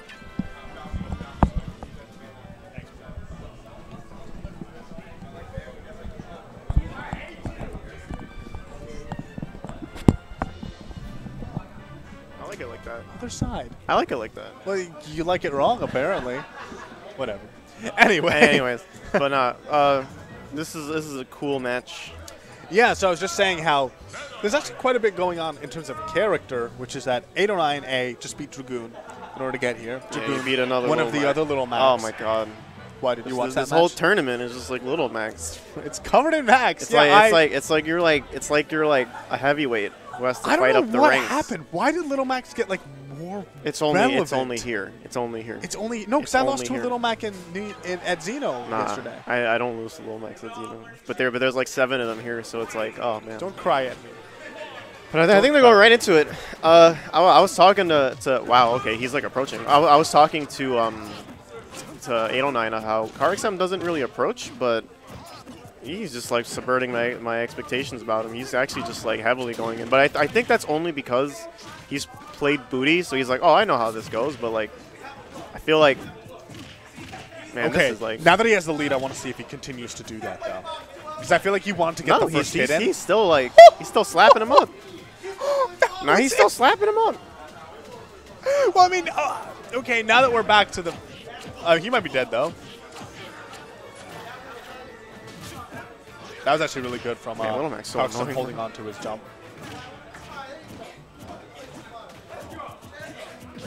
Yeah, he's being very like throwing out a lot of hitboxes. He's not dead yet. I'm surprised Lil Mac's KO punch didn't go okay. Smash 4 is pretty inconsistent, yeah. I don't know if you saw that. I really don't know if you saw that. Did you see that? The beginning of KO punch came out and then it got interrupted. Like his foot 8 KO punch, but the foot won. Because I mean, it's because the move is not very. It comes out kind of slowly, and you can beat it out. And I can't believe that Clank. Yo, this character. I don't know why people hate Falcon. I don't know why people hate all these characters in New York. Meanwhile, this man runs rampant for some reason. I still don't understand why people hate Falcon in New York. Scot-free. This character is such an idiot. But anyways, Listen, but I'm not his way up from the bottom. I'm not discrediting CarXM, however. He's a really solid player. Oh, yeah. He has a lot of good wins under his belt, too. He's a really solid Little Mac. It's just, damn, this character is so hard to deal with. But anyways, 809 takes the stock. I mean, that's a part of what it is. He's a glass cannon, you know? Yeah. Yeah, he can be extremely stupid on stage, but at this point, now CarXM is not approaching because he knows that if he messes up once, he might wind up off stage, and then he will wind up dead. Let's see if he winds up dead. You also really got to give it to CarXM for playing really good in neutral, like on the ground game, because he's really not letting 809 start anything. Yeah. And he's using Little Mac's heavy armor, like super armor or whatever, to press the advantage, if I were to call that. Ooh, oh, man, this is going to suck. Oh, wow. That was actually, like, the way that works, that should be it. Is that new? This jab up B, is that, like, new? Or I think it's related on the hitbox of jab that you get. I don't want to speak with any real authority on that. These people are just jabbing, and they're like, getting it, and I'm like, okay. I feel like, I think it's, I can ask him about it later, but I think it's because he gets, like, the closest hitbox of the jab, like the jab on his elbow, which is, of course, how jabs work in real life. Yeah. Because this is the second time I'm seeing this jab, like, connect that way. Crazy. It might just be a mix-up. Might be true on some of the cast. I'll find out later. Or you could, Mr. I'm so curious. All right, and this time is starting off a little bit. Starting it on town. Also notice less. Well, okay, right as I say that, he does dash attack his face. I was going to say less in your face, but I feel like CarXM. It's very interesting how he chooses his moments to go in. Ooh. I feel like every time Little Mac whiffs a smash move, right? Yeah, there you go. You do just that, and that was weird that he got footstool, but like didn't even like. Oh, there we go. I like that. Okay. Even CarXM was like, what the? That was like the what exact in the world. That was the exact same thing that happened to 809 the first stock last game. No, I agree. I 100% feel like every time CarXM does something that is like a whiff. Not on block. Don't ever do that on block. Do it as a whiff. Just straight punish with dash attack. I mean, he can't really do nothing about that, can he? That's actually what he's doing now. You'll notice. Yeah. I'm noticing he's playing around. He's playing around Little Mac's super armor, which is a very not uncommon thing that players do, to be completely not honest. just the super armor, but also the dash attack, because you notice that like he was getting so much mileage There you go, off nice. of the dash Yeah. attacks, and now they are the real big mistake to the point where I don't know if Karksim is like, Little Macs don't do this. I know some players will actually do this, where they will like do false conditioning if they already know they lost game 2. They'll like go for a stupid option all the time. He's dead. Yeah. But no, but Karksam is pretty visibly angry by that. And this is one of the strengths that 809 has as a player. He bounces back really quickly. Really quickly. But I do know that Karksam is also a player that also adapts quite as fast, too. So we'll see, because like the thing about that. Are they was going that back to town? No, they're going to Lilac. Okay, I believe the stage is good for Mac, right? No. Okay, so like, here's the thing. I hear Max telling me it's good, and then on like the other hand, wow. On paper, his up smash covers those platforms super well. It can be really hard to land against Mac on this stage. Another part is that if you're playing Mac, you already have embraced the jank, and so why not just go full all the way by taking your opponent to Lilac? That was really interesting. So double dash attack only happens whenever you DI away from Meta Knight. Or I believe it's away or it's in. I do know for a fact that he does get double dash attack at 0 if you DI. No, it's definitely not. It's definitely not in. Oh, well, anyways, I have to ask 809 once again. But either way, he does get double dash attack at 0 due to a DI mix-up. Oh, nice there with that combo. And, oh, okay, I guess we're just going to do an aerial. Yeah, that makes sense, yeah. And Little Mac a scale punch, and that's a really scary thing right now because he can just kind of mix. But anyway, it's going to go away now. Oh, I can't believe it. He still made it back after all of that. So what do you, you know, we're on Lilac, Little Mac, Meta Knight. What do you think about these two characters, personally? Personally think about these two characters? If you're asking me what I personally think about these two characters, we're getting into some dark inner mind stuff because I am not Galaxy Brains and stuff? They are characters. We're talking about, okay. They are characters that exist. Okay. I don't know if it's a good thing, but they I do love exist. Meta Knight, though.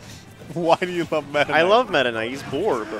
He's what? Borbular. Borbular? Look, he's a Borb. Look at him. What's I don't know. Okay, who? What's a Borb? You gotta stop. A Borb is it's an orb? Yeah, it's a Borb. With Tims? It's a bubble orb. Yeah, okay, I have to really ask about that. I'm really curious as to how that works. So I definitely do not want to get hit by that, like, ever. I feel like it might be something exclusive to certain characters, possibly. Okay, it's been working. Wait, that's not. I don't think that's a mix-up, because if it was a mix-up, 809 would not be getting hit by that. he would at least like find out other ways to DI it, and now he has KO punch, and that's, again, this is going to be really hard for 809 to fight around. Oh my god. Oh, this is actually super intense. Oh, and and that's went away. Okay, so now this matchup is kind of back to how it was before. Not exactly, because keep in mind the stock was taken.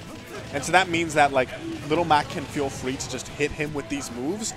Because yes, you know, KO punch kills super early, but like it's not like Little Mac doesn't kill early without it. It's not like Wario, where if he doesn't kill early with like, you know, the big clutch move, like all he has to do is just up smash 40% later. And I like how 809 is camping around the platforms, but he is kind of throwing out forward smash a little bit too much. I feel like he should just sit and I feel like he should just walk and block. Against a character like this, in this scenario, just walk and block. Because now all you're doing, you're giving him KO, right? And you're also just making the situation worse for you because now you're getting hit by stuff, and that's, you know, in this matchup, that's not very good. Oh. And now this is the point where like forward smash will kill. Yeah, every smash move's going to kill at this point. Oh, jeez. Oh, that was such a good catch, but it didn't kill. Oh, and that was God. That was actually like the whiff for bold. No way. That's this character is a special creature. Okay, we needed. All right, I gotta play Noku. I'm not. Can you ask him about that on your way over to finding out about that? Yo, is that jab up B? Like, what is that? Is that true? It's a mix-up. It's a mix-up. It's a DI mix-up, right? How do you get out of it? Wow. Well, that's something that we wish we could have known. Karksim, can we possibly get another commentator? Reno. Who was that? Do you want on the mic or? Where are we at? We're like winners round 3.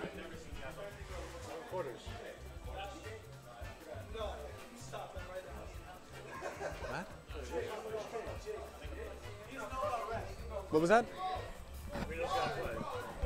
Oh, Reno's playing on stream. Oh, cool. Yeah. Fred, do you want to get on the mic? You want to get on the mic? Or okay. You want the mic. And then... Yeah, that's fine. I do want to get another Twisted Hero was here and he wanted to get on the mic, so... What? Huh? What? Anyway, so this is it's going to be an interesting matchup. Reno and Noku. Yeah, so Reno, if you don't know, he's like one of those FGC / Smash players. Yes. He's recently sort of really not, he's like, Smash is terrible game, it's the worst, and then he's still coming here and playing and doing decently well. Yeah, here's the thing about Reno, because me and him, we live fairly close to each other, so I get to talk to him a lot on the car rides home. Apparently, he hates every game but plays them all. No, he's a cynic. Yeah.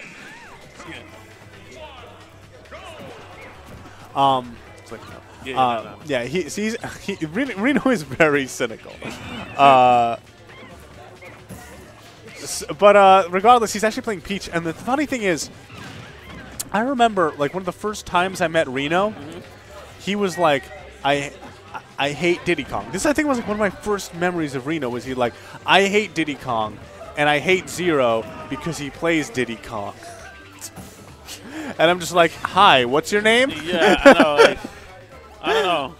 And I know that things have changed. You know, he's definitely, he's a different player for sure now. But Noku is maybe like quintessential Diddy. Like, he does the things that like. Oh! Are you kidding me? Oh! Wait, hold up. Umbrella. Hold up. Are you? Just that sequence. Yeah, that was so good. That was so good. I'm not even just talking about the umbrella. Did you see before how Noku threw out like 5 forward airs and none of them have hit? The fact of the matter is, right now, Reno has gotten hit by like none of these forward airs. Listen, man. There's a reason why Princess Peach had that umbrella in Mario RPG. That's it right there. It's the knockout. It's the knockout. Ooh, but I like how Noku's picking his almost playing like an FGC player, picking that spot in and out, in and out. Yeah. Oh wow, was that it? Ooh. Wow, that was... Oh, the golf club to the face, sir. Is that a tennis racket? Was that the tennis racket? Mario Aces, right? Yeah. Just came out. Right, just came out. You know, shout outs to that game. That was a little preview. Yeah, this seemed real fun. People were excited about that. And then immediately we're just like, I can only have so much hype, and they put it all in Smash. And they put it, they just put everything, There's way too much for our hearts to take. They couldn't do it all. I like how Mario Party was also involved, but it kind of slipped under Mega Man 11 at E3 had 3 seconds of announcement. Here's Mega Man 11. Here's the blue bomber. Anyways. All right, here we go. So that last game was like convincing on several levels for Otacon. Sorry, Reno. Whatever. That was like, look at the way that he's playing right now. So smooth. I think the movement is so crisp, and the fact of the matter is, like, the biggest part about it is the way that he's spacing around what Noku wants to do. Yeah. Noku is sort of a, he's aggressive. He likes to throw out these hitboxes. And right now, that's actually not working out for him because of the fact that Reno is able to just, like, dodge them ever so slightly. It doesn't matter how safe a move is on block. No move in this game is safe on whiff. Ooh, nice dodge there.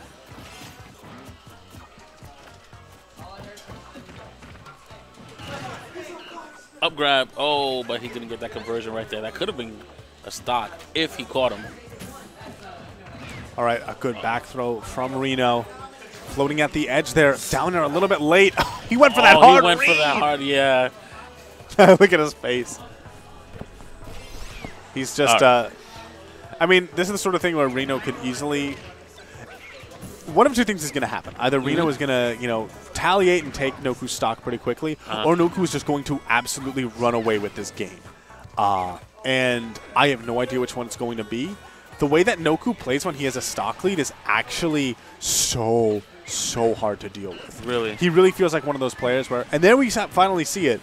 That's the fact that he got that stock was really crucial because, especially when you're in neutral against Noku, it's like, neither of us have an advantage. And, I have to kill you. And he's like, I know you have to kill me.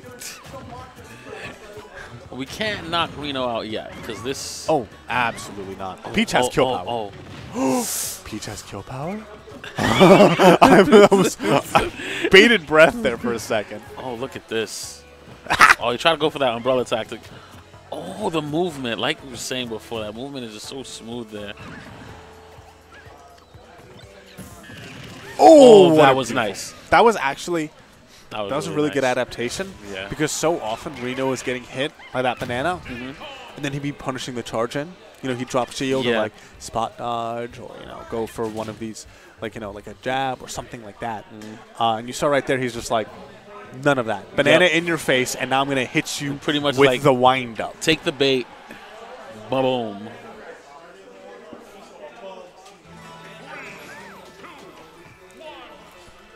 All right, here we go.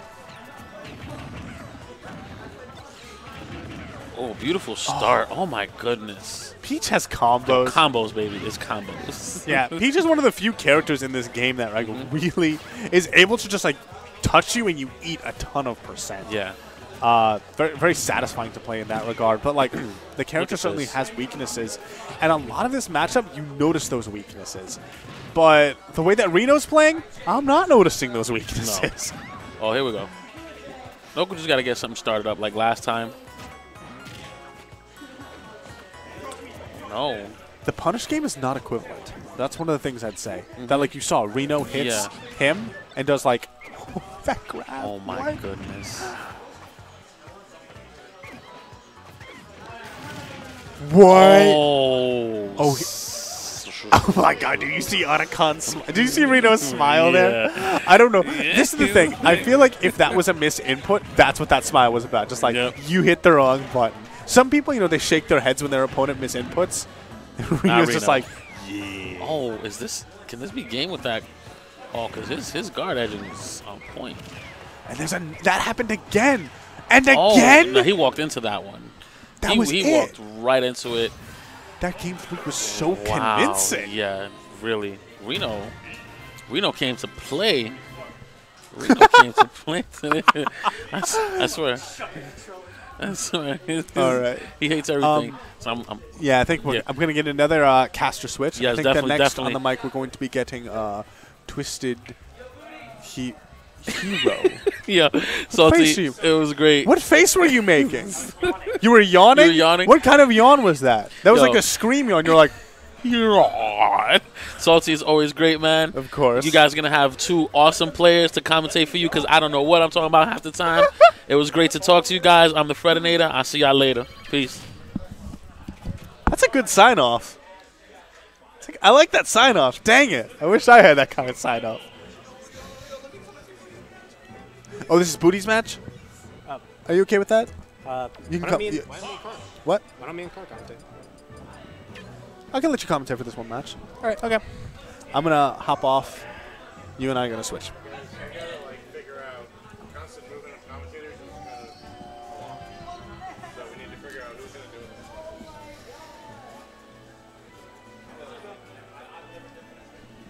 it. Okay. All right. No. It's fine. It's fine. No. It's fine. Yeah. All right. I'll just come with the awesome hand, right? And then it's all you.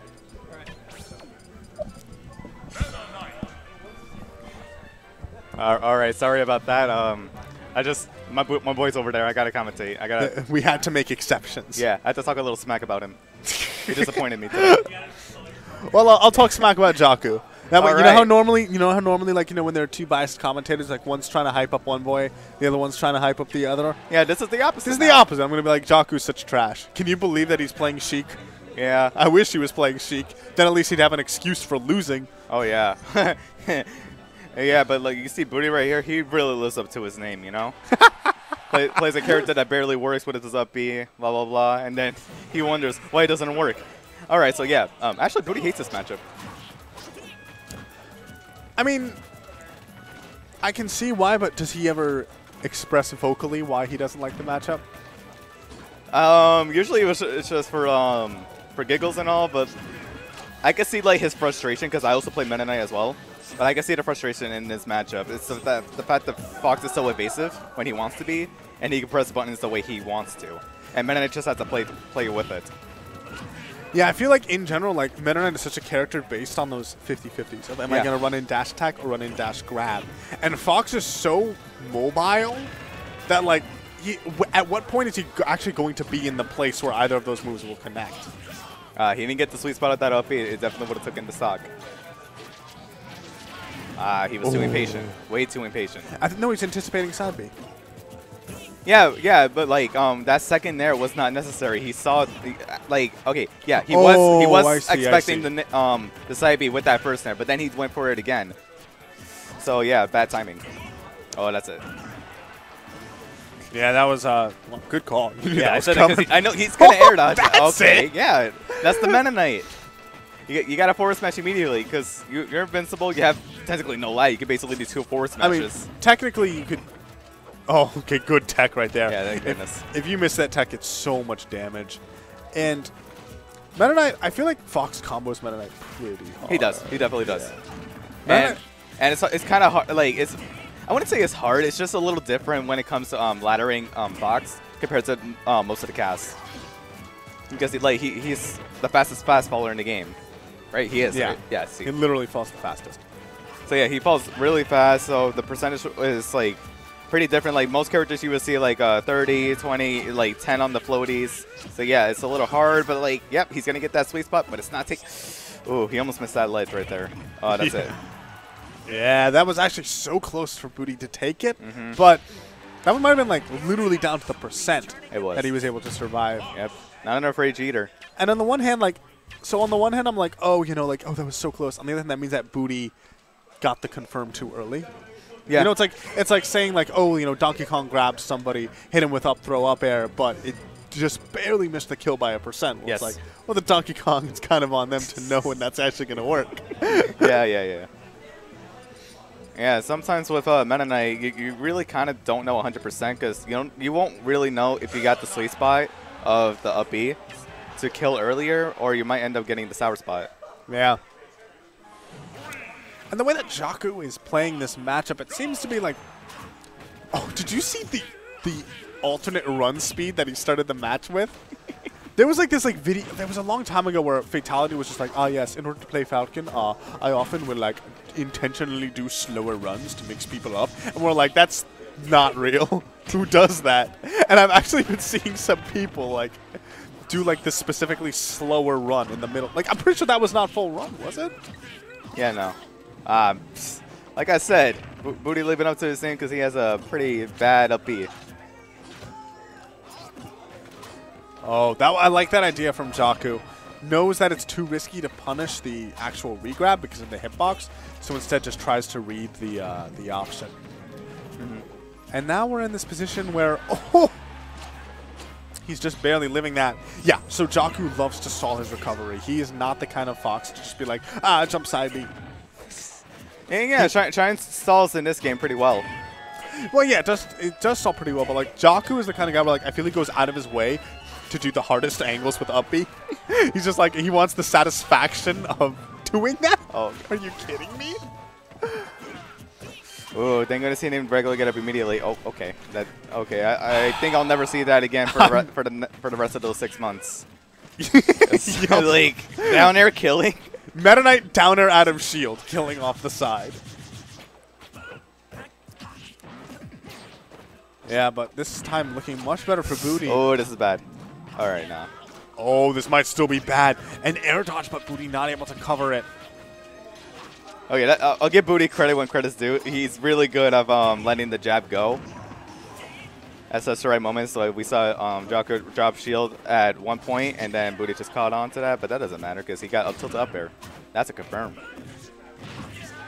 All right, solid back throw, putting him off stage. Oh! Look at the way that, like, this is the sort of thing where I feel like Jakku really turns up the heat in these situations. Oh, able to still get the tech chase. I think that actually might have been a flub. I think it was. I think it was. But nonetheless, that's a lot of damage. Already, he's pretty much brought this back up to even, especially considering that both of these guys like need a setup, and that's the setup. Mm-hmm. He got the sour spot dash attack, which made it easier to connect with that up B. So yeah, good stuff from Booty. Not really. He's bad, remember? All right. What would I call that? Like, it's not unbiased and it's not biased. What would I call it? Neo-biased? Neo-biased? I don't know. I'm just speaking words New up. biased and you biased. Yes, I'm part of New Wave biased commentary. Oh, yeah. I'm with that.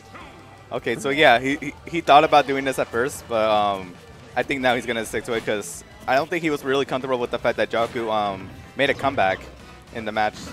Not only that, but the stage, I think, was a big part of it. The fact that he is forced to play on Jakku's counter pick, which is FD. And not only is that a lot harder for Meta Knight to deal with, but there are a lot of advantages Cloud has to this stage. You know, if that's actually the case, I think I'm the only Meta Knight that actually likes FD. I mean, I like FD with Meta Knight. I mean, the thing about FD with Meta Knight is just that it's not Town and City with Meta Knight. Yeah, that makes sense. Like, you saw how, like, game 1 on Town and City was, like, still pretty good for Jakku. And, like, I think that kill confirm he got with, like, the dash attack to up B, would that have worked? Yeah. On FD? The same percent, yeah. Well, anyway, as it stands, oof. Okay. Jakku knocking it off stage. He's on the ledge, and that's actually such a big cross slash. Taking that stock, meaning that now Jakku has to mount the comeback once again. He almost did it last time, but this time it's against a Cloud. All right, so I actually blanked his get up option. Did he regular get up or jump or second jump get up? What? That got hit by the cross slash. Oh, I believe it was jump. Okay. I believe it was. I don't want to say definitively, but I feel like Fox in general does not like to do double jump back. Well, your eyes were open, mine weren't, so I'll take your word. All right, so Booty with a good lead right here. He should really focus on playing defensive, getting that limits, have that pressure. Oof. That buff in airspeed helps out Cloud so much because he doesn't have to. Wow, he's actually going to miss. Okay. Ooh, the pressure. Makes up for it. I felt like Booty was on the run for like the entirety of those 10 seconds. And that's like how Jakku wants to play. He is at 90% though, and oh no, look at his face. Ew. Get off the mic. Ew. You know, as a great man once said, what this great man once said. You hate to see that happen. All right. I'm out of here. All right. That was just horrible. That ending was horrible. Okay. Good night, everyone.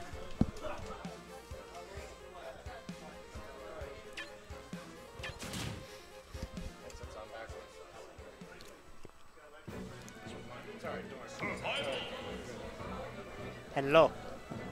Yep. Hello. I had a rough bracket. Who did you fight? Round one, I did Amore, I think his name was. Mm-hmm. I beat him. Then I had Jakku. Jakku, right. Then I had Jakku. And then I had Wonton Warrior. Oh, that's right, because Wonton got knocked into losers. That was rough. That was rough. As a losers match. Here's the thing, like, Wonton, I feel like he's getting knocked into losers really early lately. But, like, and when he's in losers. Sick losers runs. I mean, not always, but I feel like he's still a threat. Let's talk about this. Bowser versus... No, it's Mewtwo versus Rosalina. You really think we were going to see Bowser versus Rosalina? Well, I forgot about Cassius's Mewtwo. He would freaking... He would play Jigglypuff if it meant not having to play Rosa versus Bowser. So, for those of you who don't know, Cassius is notorious Bowser main from NYC, a.k.a. Money Snatcher Cassius. I love that. But anyway, meme. yeah, but lately, you know, he hasn't been quite on as much of a tear. There was a point where he was in the upper echelon of, like, he was winning Xenos, you know? Yes. But now, I think it's just, like, general life stuff. He still comes out, but it's not as... yeah, he told me he was doing some work. Anyways, he's still holding his own as well against Utopian Ray. Yeah, and this is a matchup that New York City, I feel like, is slowly getting more and more out of practice, and ever since Freelancer Leo left. Oh, he's gone now? He's been in Louisiana for, like, the year. I saw him, like, 2 months ago. What the heck? He was visiting then? I haven't seen him since I got back. Anyway, point is that this matchup, we actually saw a lot of it in the doubles bracket earlier. Yeah, I was watching doubles from the sidelines. And one thing is that Utopian knows how to kill Mewtwo early. Except that wasn't exactly early, but still a kill.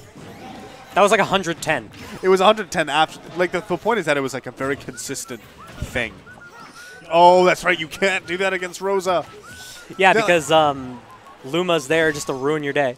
Yeah, there are actually like a few characters where you cannot use forward throw on them. I know Yoshi can double jump out of it. Shulk can go into shield. If he's in shield mode or if he goes into shield mode, he just falls right out of them and hits you with forward smash. I'm not actually sure.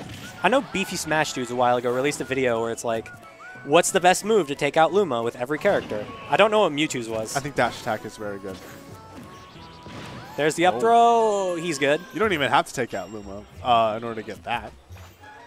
Although it's still very scary to have Luma on stage at all because he could just do that. That's a DI mix-up that people are getting caught with a lot. Because people, they DI in because they're like, oh, I don't want to go dying from forward throw, even though you're not going to die from forward There's throw. no way you're dying from forward throw. Back throw, maybe. I mean, they actually have a round equivalent. Back throw, I think, is a little bit stronger. But the point is that the thing is that people DI in when they're grabbed at the side of the stage like that, and that's when they go for the down throw, and I believe it's a 50-50 at that point. So, technically, it's like a read on top of a read, but Utopian Ray has been getting a lot of them lately. So I would make an Inception joke, but I don't want to blow out everybody's ears. You're afraid that if you make an Inception joke, the Womps will come for you? No, I was probably going to blow out the speaker. Oh. Shoutouts to Hans Zimmer. Anyway, getting back to this match. Ooh, so Cassius, at the beginning of that game, was pretty solid for him.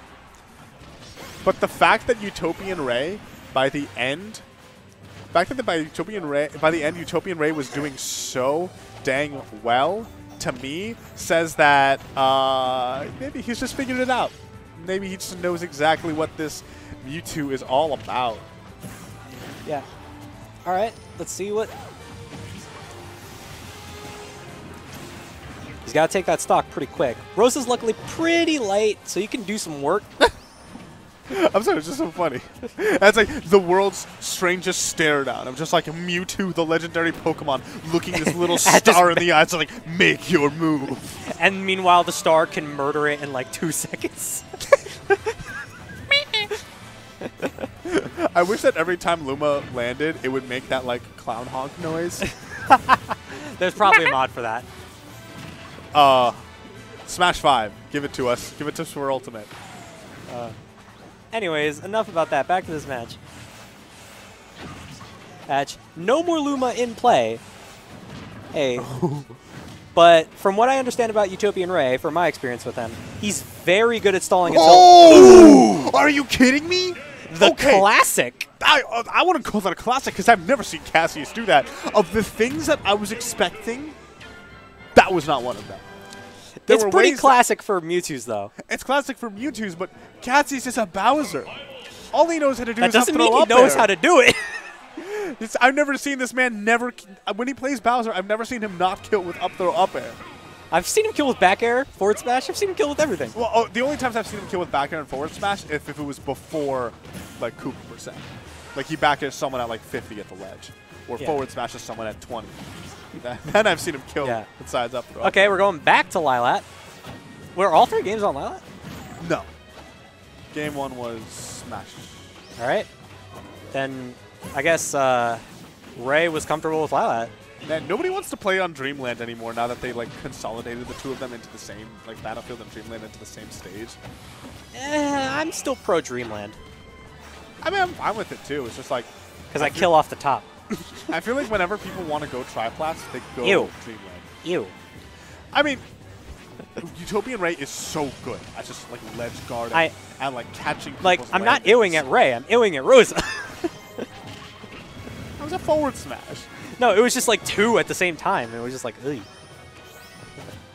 ugh. Then the reaction you have is not ew, it's gross.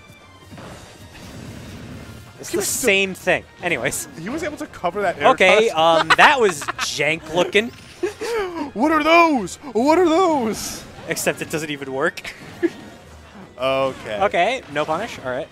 Oh my god. Triple up smash. What is this? Wonton Warrior? No, this is Mario. This is for Glory Mario, straight up. I don't have my controller right now. I would do the meme. That actually took the That stock. was some suspect DI. I think the stage tilted. Ooh, think that works too. But that DI still looked pretty suspect. I don't think he was max DI. But in the end, this is... The question is, was it intentional? The question is he going to get another footstool disable? Because like this is exactly how the last game went. He evened it up, but he had a lot of percent on him. And now it's a question of, at this point, I think if he does get the Nair footstool disable, it's the game. Ooh. That's the game. All right. You were saying? I was saying that's the game. Yeah. I can't believe Cassius does that, though. I've never seen him do that. I haven't seen him U2 do that in bracket in, like, a year? Ever since Abba dropped Mewtwo. Yeah, and, like, the Mewtwo's that I know, like, I think Freelancer Leo, he wasn't very partial to it. Like, he didn't go for it a lot. Nah, I saw him go for it a little too much.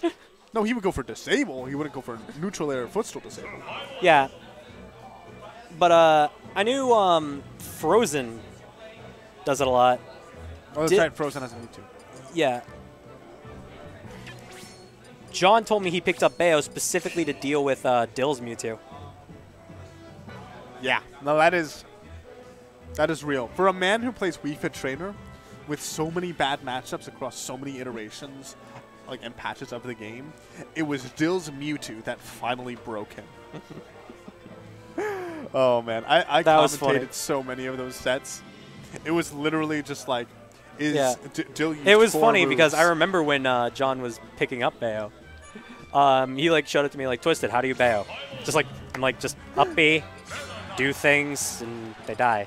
He says, okay, cool. I'm going to enter bracket with Bayo. I'm like, okay. All right, who's Reno playing? Because Reno actually already got like an on-paper upset on Noku, who, like, you know, that match was actually very solidly in Reno's favor. The thing is, though, this matchup isn't it like arguably one of the worst in the game? Yes, because Peach is very floaty, and Meta Knight does very well against those types. I would know nothing about that. Please. Meta Knight's ladders work really well on floaties. Yeah, so right now, if Reno gets dash attacked, I think that might be the end for him. Yeah. We'll see right here. Yep. And since we're both NSM, we both know a lot about Peach. Because we have Peach. The one Peach player. Yeah, but he's pretty prolific in NSM. That's true. Yeah. Honestly, right now, that might be it. Oh, okay, he's good. Oh, okay. That could be huge. Big punish, only the 2 jabs, but at least it was something for it. Okay, there's the crown. Okay, turn up setups. Gotta get past the wall of nip. What? The wall of nip. Oh, okay. I misheard you. I'm pretty sure everyone misheard. I'm glad that I clarified. How is Reno getting that? The uppie?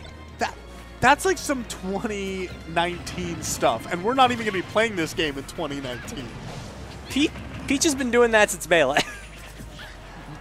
Reading people's like escape options and hitting them with a parasol to kill them off the top. Armada's done it.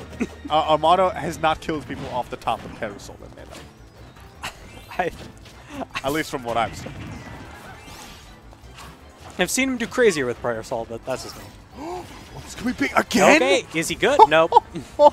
That was honestly. I would have laughed profusely. The thing is, like, if you were to I feel like it might have done it, so why not go for it? Yeah, he had some rage. If he had a little bit more rage, it actually would have just worked. He's dead. Oh. Which one was Racket, that? not enough. Racket, yeah, I think. Racket, it goes racket, front, golf club, frying pan. Yep. There is that golf club. Reno is looking really good tonight. Like, Doing I pretty have well. not seen him play this good in a long time. He's playing solid, and we haven't even seen him go. We haven't even seen him say, screw it, I'm going Bayo. I don't think he should. Are you kidding me? The way he just beat Meta Knight. Not just a Meta Knight, Booty. Booty's Meta Knight, which is not like one of the better Nothing Meta to scoff Knights in the at. city. Yeah, do not scoff at it. One of the better Meta Knights in the city. And he just managed to... Oh. Ew. Oh, let's see how this goes. Is that a 0 to death? I think that was 0 to death. Nope, not quite. Oh, now it's a 0 to death. There we go. Oh, no. Well, 1 to death. Oh, no. Somebody should tell Reno, assure him that at least it wasn't a 0 to death. I'm sure he takes solace in that. I'm sure he's not steaming with rage. So the thing is that, like, the reason why I say that Reno shouldn't switch to Bayo is because if you look at the way he's playing, He's doing very well with Peach. he's not just doing very well, but it's with, like, uniquely Peach things. The way that he's floating. The way that he's micro-spacing around all of these moves. Yeah, look at this. Look at this movement. His movement, it's the spacing. It's not necessarily the movement that's so crazy. It's the way that he was spacing literally, I think, pixels above the dash attack. Oh god, oh god, oh god. Can't feel too good about yourself, though, because... That can happen. Yeah. I think we're going to see the Bayo. I think a stage pick might also, stage switch might also just help out with that. Yeah. I think that The pros. Let's the thing is that he let's can quickly bench out lay out the pros and cons of switching to Bayo. Pros. You don't have that happen to you. Cons. well, is that the only pro you could think of?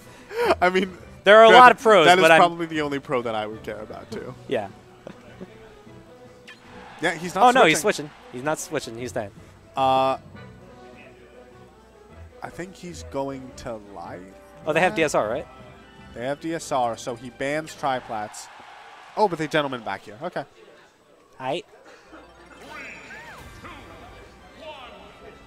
You drove Booty out here, right? Yes. Yeah.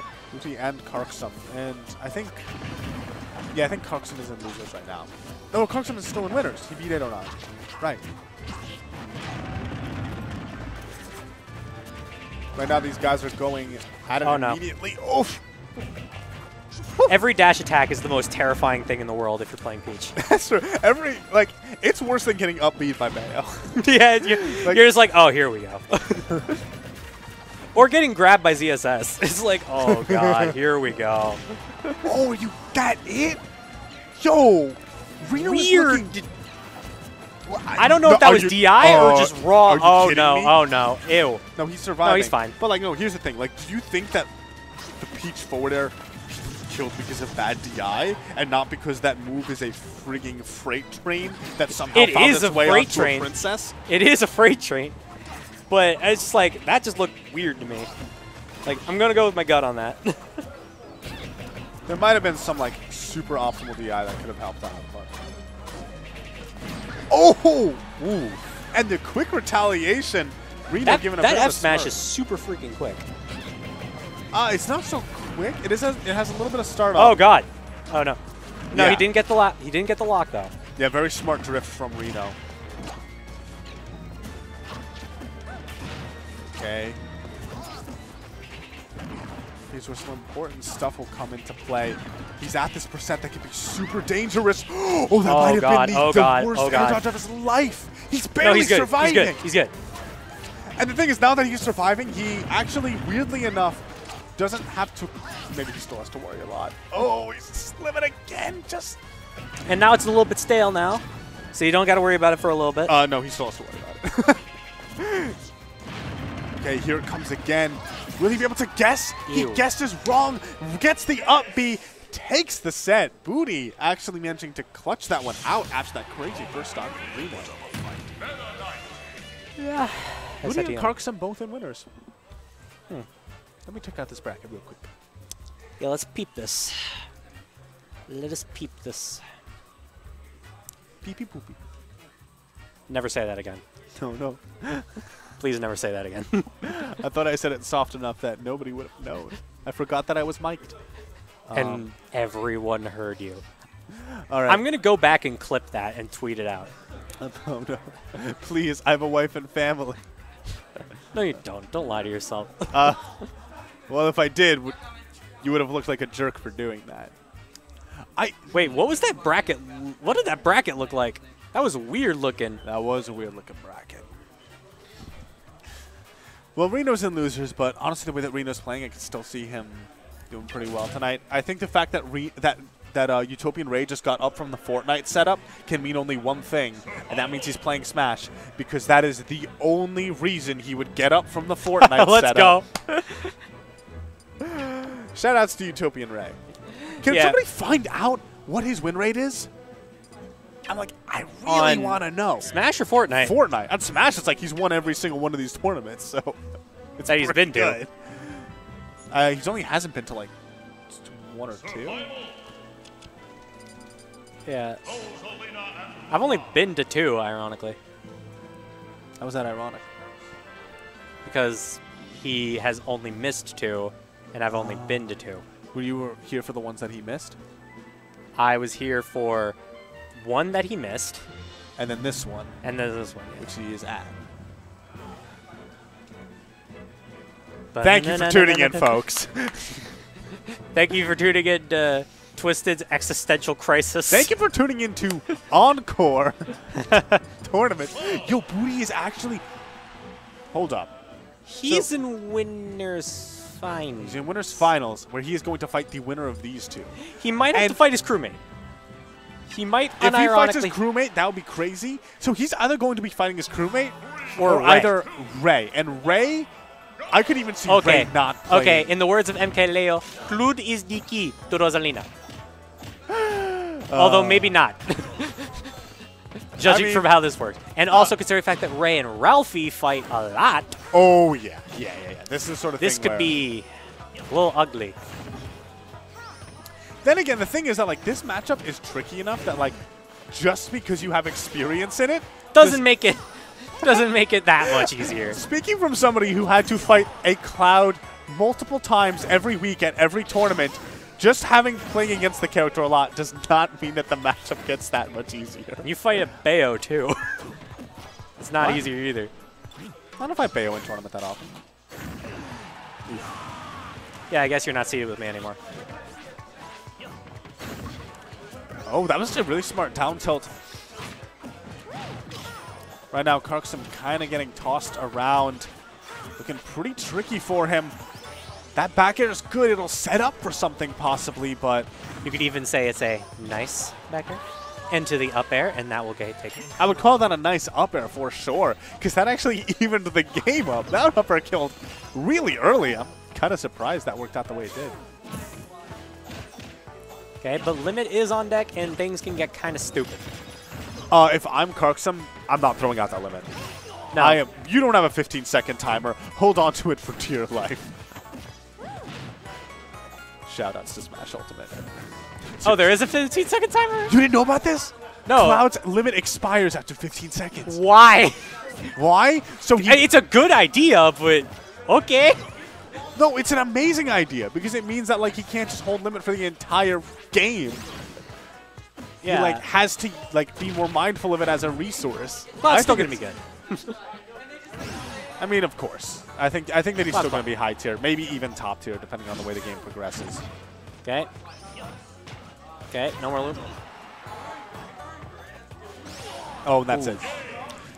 And that's, like, sort of what Utopian Ray does so well, is he has the opponent in disadvantage. It's like the slight advantage, you know? Yeah, it's like the very slight advantage. It's not like... If you don't have experience in Smash and you look at the two of them in like a snapshot, you probably wouldn't be able to tell which one of them was like really the one in control.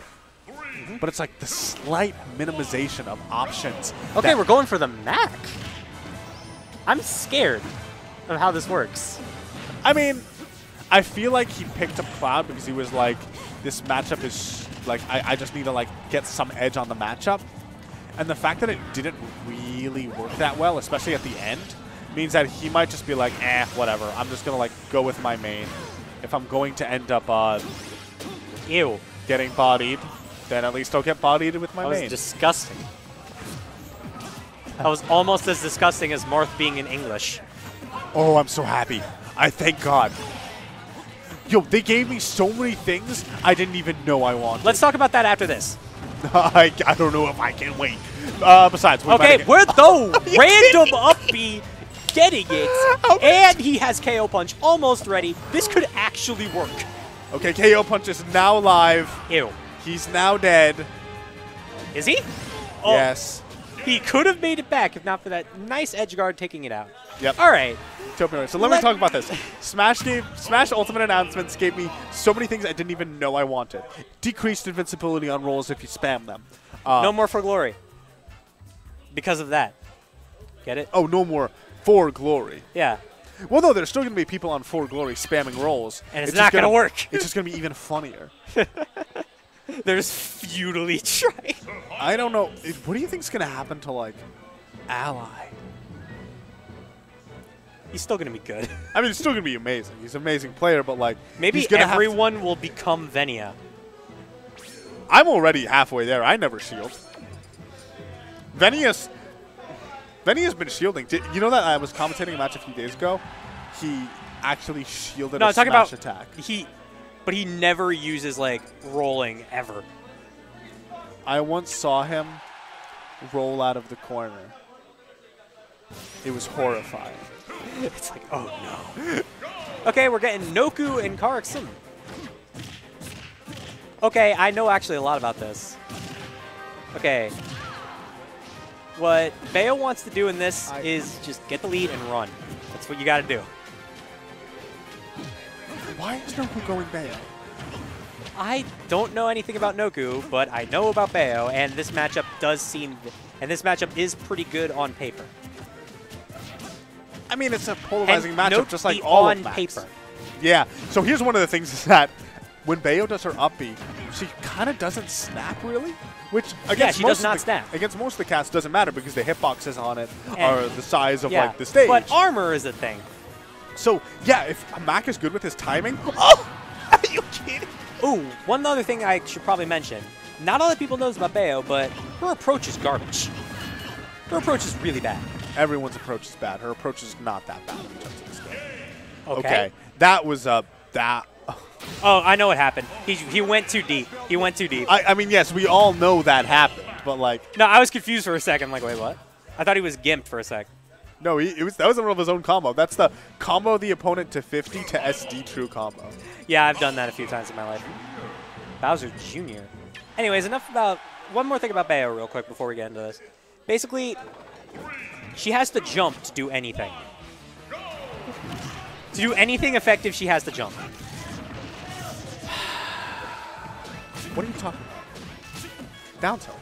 Side B. To approach, I mean. Side B. That's not a good approach. Then we tell that to mistake. Anyway, let's get back to this. Where, Okay. So on the one hand, you might say, why the heck is Noku going Bowser Jr.? Let me just say, I lose to Noku when I play Noku. I lose to his Bowser Jr. harder than his Diddy Kong. I don't know why that's the case. Okay. I don't know if Karksim is going to have that same problem. But. Yeah, judging from how it's already going. You know what? You know what might be this? I don't want to speculate too much, but is that the end of the set? Did the set just finish? Yeah, it's over. Wow, okay. I was just going to say that Noku had a very hard loss of winners to Reno. And I feel like maybe he was sort of like drained to the point where he didn't want to play his Diddy Kong and losers. I feel like he also like, after you, that's the thing, like after you have like a hard loss and then you immediately have to go into like fighting a Little Mac, especially a really solid Little Mac like Karksim. I know the feeling. Yeah. I know the feeling. So I can maybe... That literally happened to me today. That did literally happen to you today. And not only did I have to fight Little Mac, I had to fight Wonton. Why is Little Mac and losers so much more? Like, Little Mac Like, and I feel winners like- is like, all right. But Little Mac and losers is just like, if I mess up once, I'm dead. And Little Macs are so often in losers. Yeah, that's why it's so scary. All right. Bayo is the scariest character in winners. Little Mac is the scariest character in losers. Anyway, I don't let's care. talk about if this. you see a loser's Bayo, okay, Xeno Weeklies, let's Yeah, talk that's about, good. let's do some ads. Yeah, so Xeno Weekly is, of course, the premier tournament series in New York City. Pretty much everyone in New York City goes, If except you're- for me because I haven't been able to go in like 3 weeks. But you go there regularly. I go. UD, there's so much going on in Westchester. This is every Tuesday they have events going at the old venue in White Plains. I see. I You can get, you can get a tournament a day almost. if I wanted to commentate I could commentate 6 days a week if I wanted to. Smashed Out. That's every Monday. Melee. I've been going there. I missed last week, unfortunately, but the guys there, Why they're is so Bowser friendly. on the They're cover so of a nice. Melee? It's such a great community. Okay, Tuesday Night Throwdown. We Yeah, got Street Fighter. We got Dragon Ball, Guilty Gear, BlazBlue, Infinite, Street Fighter 30th Anniversary, Smash, and Tekken 7. And we This- got Fortnite. There are two things to this. One, Fortnite tournament every Sunday, which is really cool. I Wait, didn't even know that existed. Wait, And then- Fortnite's at Defend the North. Yes, there's a Fortnite tournament at Defend the North. No, that's a thing. Why are you laughing? It is like actually like a. I'll tell you why I'm laughing later. All right. Anyways. Anyway. Okay, Utopian Ray Mario. Okay. No. This makes sense. I've never seen this. I have seen this. I played against it like 3 weeks in a row. He always goes Rosa against me, so it's like I've never seen this in my life. So the thing about why he's going Mario here is because I think we mentioned a little bit before, when you're a floaty character against Meta Knight, you have to get really good at not getting hit at 10%. Yeah. And every percent after 10%. Yeah. You have to be really good at just not getting hit. Basically what it comes down to. It's literally just like it becomes playing Little Mac. Don't get hit, the character. So, but one thing about... When you dunk on stage. Yeah. But the thing is that he's playing the Mario, who is his secondary. Okay. Yep. And Mario, Meta Knight, there was a period where Meta Knight, as a character, had completely just fallen out of the meta entirely. Oh yeah, I remember that. Because Mario was so popular. Yeah, and then Cloud and Rosa and Bayo. Oh, no. The thing is, like, even when Meta Knight was pre-patch, if you remember him, pre-patch Meta Knight, I forget what he could do. ladder combos on every single character at any percent after, like, 30. So he became ZSN. Oh, sorry, I shouldn't have slapped at that quite so loud. The Gimp. But The Gimp. that's the the thing that Meta Knight That does. also scared the heck out of me. I know. It scared the heck out of me, too. That scared the esports out of me. You already said heck. Heck is esports already. Come on, man. Anyway, so this is best 3 out of 5 because we are in winners finals. But I want to talk a little bit about that because it was quick. What was that nonsense? Kind of all over the place for sure. But the thing is that this counter pick, I think, working out really well for Ray. And what adjustments do you think Booty needs to make for this game 2? Okay, he's on FD. That's already step 1. Fun. Now Mario's got nowhere to run. Then again, neither do you. He's already doing what he is.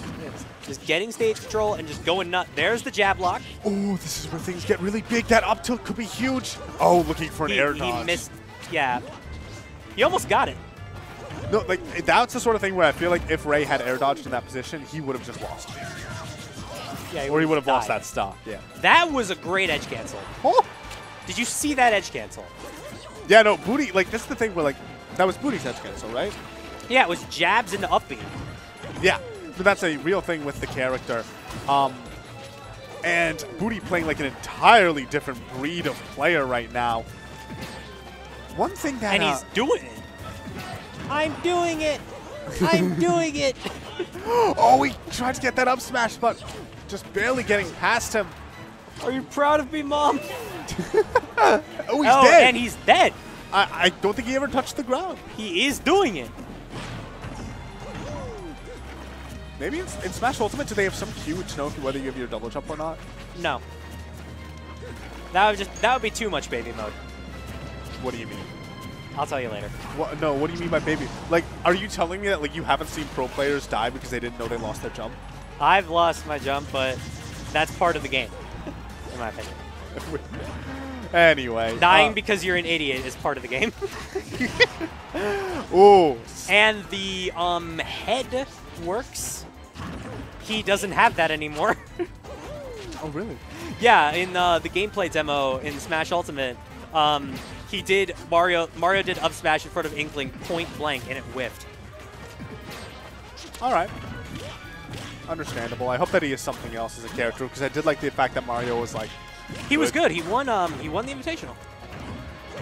I mean, but that's like day one, and like honestly, Mario is a character that does well with fundamentals. So like, just if you're gonna play with fundamentals as Mario, that doesn't necessarily translate to him being also relevant the in the player meta. with the best fundamentals ever was playing him. Yeah, exactly. Woo! Sorry, I should stop whooping and instead give a little more insight into what's actually going on here. This is which is whoop that commentary. the comeback has been pretty substantial for Utopian Ray. Oh, Okay.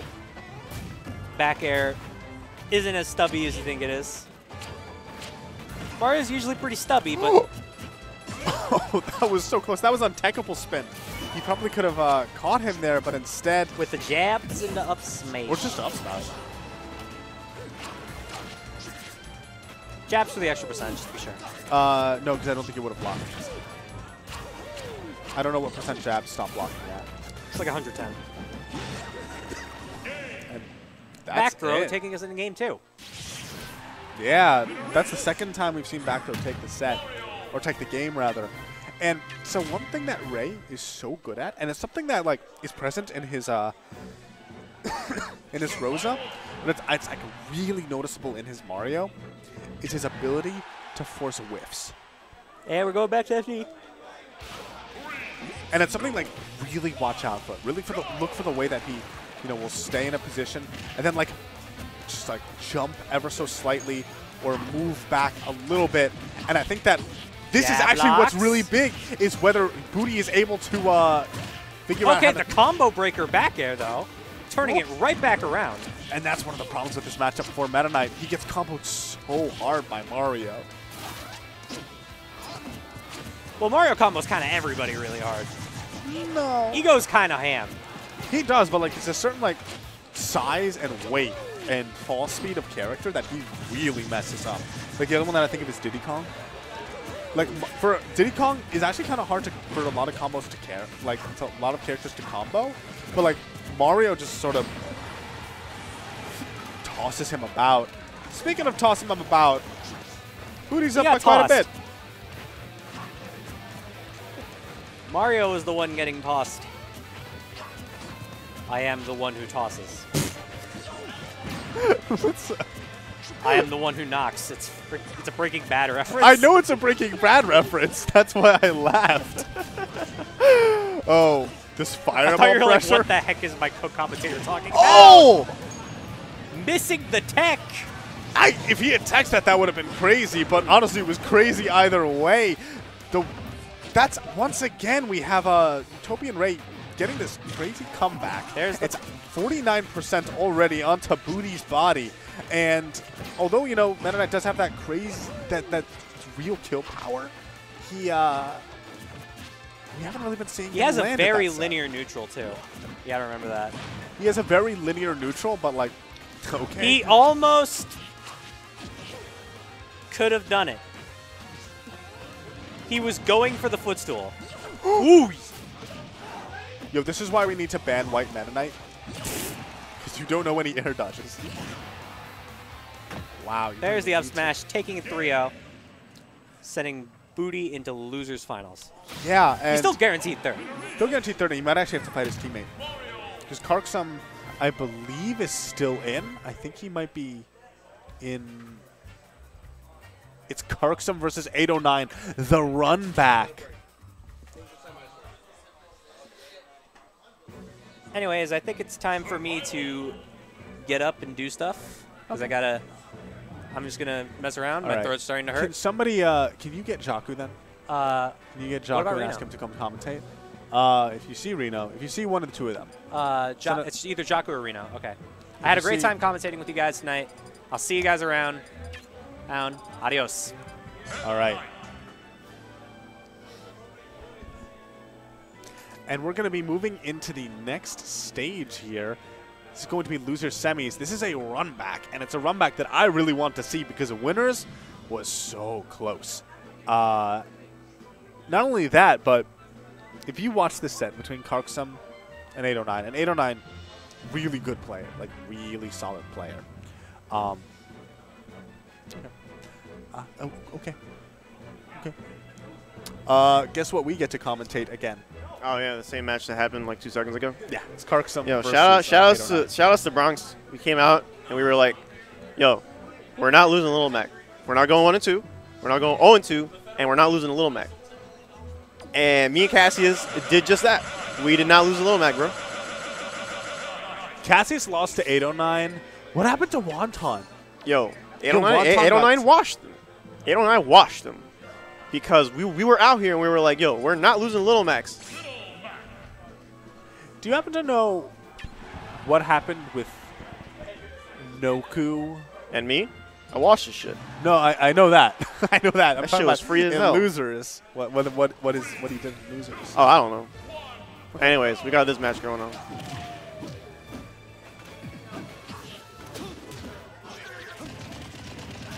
That option is really good on like every character, but then I feel like it just doesn't work on Mac because of his like frame data. Yeah. Yeah, right. I'm not like me personally. I'm not too familiar in this matchup, but I do know that KarXM plays like really good neutral, like overall, and that really helps him. Like, that just helps him in like every matchup he plays. Like even as the funny thing about his neutral is that it's not necessarily like the patient neutral of say, you know, Utopian Ray. Yeah, no. He abuses his character. He like knows exactly when to go in. Like he stands still and right there. Still but he's not just doing that to engage. He's doing that because he knows that move is fast, unreactable, and I'm Little Mac. So, oh no, this is really gonna happen. Damn, that almost happened. For the up B. And he still did it. All right, you know what? KarXM's a nut. Good DI. That was really good DI. Oh wow. See now he knows. So now the mix-up's on the table because that was actually. I wanted to say. So for those of you who saw in winners, jab up B is not true. It's not only not true, but it killed 809 like 4 times. That was so wow, cool. Yo, that was actually cute. sexy. I like that. The thing is that it killed him like, I think in that last game especially, he got hit by it like 5 times. And as we're walking away, we asked him like, is that true? And he says loudly, within earshot of 809, no, it's a mix-up. You gotta air dodge through it. And the very first game of this set, he hits him with the jab, and then waits for the air dodge just down tilt up. Yeah. No, and it's like we said, that is the mix-up now, because oh wow, yo, I don't know why like that. I feel like that happens sometimes. Like, that was happening with me, and I was playing Bayo. Like he just wasn't, like it just whiffed, and I was like, cool. Doesn't Little Mac have like a frame like 0 jab or something? Frame 1 jab and a frame 2 neutral air. Neutral air? Yep, neutral air is the fastest aerial in the game. Really? I don't know if he has his jump. No, but he's got KO punch. So if you, so if you don't, I don't know if you know this, but KO punch is kind of similar to like, if I were to put it in this game, like it's similar to the Marth neutral B, like all the way charged up. You know how when they charge up all the way neutral B on off stage they fly? It's kind of like that, except worse, because you know several reasons. One, less distance. Yeah. Two, you lose your KO punch. But sometimes like it's better to lose KO punch than lose the game. Yeah. So in that case, it was really smart. 809. I was talking to a lot of people about this. I really hate to be biased, but the thing about Bronx guys is that we adapt really fast, and the run back is going to be twice as hard. We'll say that, you know. But that being said, this was the set. Those 2 do you remember who took the first? It was I remember. No, it was Karksum took the first game, and then I think they did go to Lilat, right? Yeah. Yeah, no, Lilat was game 3. Yeah, okay. They definitely did end up going to Lilat, right? This is where Karksum counterpicked too. Yeah, Set and now he one. counterpicked This again. is where I he's like that. That's counterpicking smart. as Yeah, well. that's smart. All right, now that we're having like a really even game here, and one of those things is that like Karksum is still using the dash attack, Gonna back like, throw him. but it's like interesting to see how he's using the dash attack differently. It's not that he's using a different move, but the way he uses it. I is also- sort of what really changes like that level of next level of adaptation. I also like the way Karksum is using jab. To the average viewer, it looks like he's kind of just mashing it. He's just doing it, right? But in reality, he's actually checking 809. Oh my God! In reality, he's actually checking 809 on the dash-in. And stuff like that will happen. I just want to point out, that was another option we did not see. He spot dodged the dash attack. Yeah. Throughout the rest of this game, he would like try and jab Pre-existing it conditioning, sometimes. Yeah, and then he goes for that spot dodge, and he goes for the spot dodge knowing that if he dash attacked at that moment, that was it. Game 3.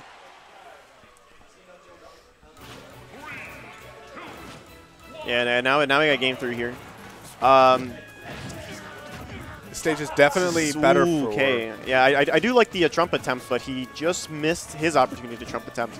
809 is a player that he will tell you in your face that you have to let's trump. No, this is not going to work. So the thing about his down throw is that it sends you at a weird angle to where it's not actually a launcher, especially if you DI it away. It's not. You're not really going to get something like that. If never DI Meta Knight down throw in. Like, Yeah, it's never. not even a mix-up. It's literally just never do it. And the thing about Karksum, it's like I was saying before, he's throwing out jab because it's so godlike in this matchup, actually, because it stuffs. Yeah, wow, that was really unfortunate. No, he's not dead. But it's like I was saying, again, it's just he's throwing out jab, not because it's fast. He's checking 809 on, like, he knew that was going to happen. He actually knew that was going to happen.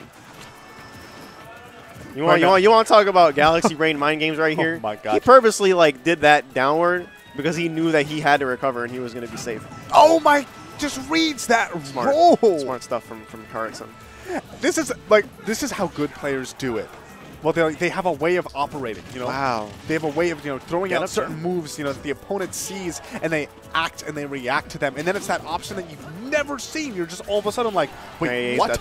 And now it's the last stock situation for both players. Tournament stocks. Yeah. Tournament stocks are here. Yep, and that is definitely like a thing.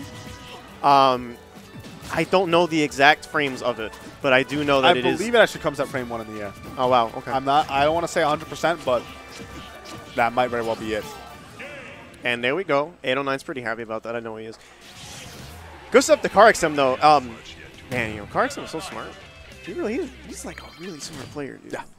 Like, it's crazy to see like Little Mac players He's also, go like- above and beyond like that. That's the funny thing is that I feel like, I talk about it all the time, but there are two types of Little Mac players. There's like the passive one and there's the aggressive one. No, I call them Type A and Type B. Yeah, okay, well. Type A Little Mac, that's that sort of more passive one. It's like you're very patient, you know the fear that your opponent has, you're trying to be calculated, you're trying to plan like 2 steps ahead. That's your Type A. Yeah. Your Type B is the type of Little Mac that full hops in neutral with KO punch. And that's Wonton. Yeah, that's Wonton. That's definitely Wonton. That's what. That's That's 100. That's Type A and 100% Type B. Wonton Warrior. It's the only two types of That Little is Macs out actually there. that is 100% Wonton Warrior. But It's anyways. 100% Wonton Oh, Warrior. yo, they're gonna do the Borb Dittos. Yo, Borbies. I'm in there. All right, so I have no idea how is this this word? goes. Yo, Borb is a great word. Okay. I mean, I love it, but what is it's this? an orb. It's a bubble orb. It's Borb. It's Borbular. Borb sounds like, in the 90s when they had like all of those fads? I feel like Borb would be advertised like after He-Man. Is it like the Grommet of Smash 4? The what? The Grommet. Grommet? You never heard Grommet? I mean, I've heard of Wallace and Grommet. Is it related to Wallace and Grommet? Grommet? Grommet is like, it used to be like cool lingo. Oh, wait. Oh, my God, you're right. I do You remember vaguely Grommet now, Grommet. right? Yeah. These guys are literally just Yo, going they're back actually. and forth. Wow, he's dead. All right, so like, this match actually determines the set. Why? Okay, so like, here's the thing: if 809 loses, he might actually go Mega Man, but and then if Booty loses, he might actually go Cloud. Now the thing is that I don't know. I really don't know how Booty fights Mega Man, but I know that 809 fights Cloud. Not that great. So this is going to be really weird. But I know that this match to me determines the set. Not necessarily who wins, but how the rest of the set will play out. Yes, yes, yes. Ooh. I'm telling you, bro. These Borbs, bro. Look at these Borbs. Oh! Smash fucking 4. Anyways. I don't even know exactly what happened there, but apparently everyone else is fine. Everyone's pretty okay. He got the untechable spin. I think He could have either done run up smash, or he could have done dimensional cape. Wait, is my mic on? Is it on? Okay, cool. I just want to make sure because it sounded like I wasn't. These machines are weird. I don't like machines. Anyway, so. Do you think he's gonna switch? Yeah, you see what I mean? Like, all right, this is what we're gonna do. Like, and then I feel like if 809 wins this convincingly enough, then we're gonna see the Cloud pick from Booty. But then at that point, he does have counter pick advantage. But then at that point, it becomes a blind pick because then like 809 can easily just go, yo, like I'm staying. The thing is, you have to decide who you pick beforehand. Yeah.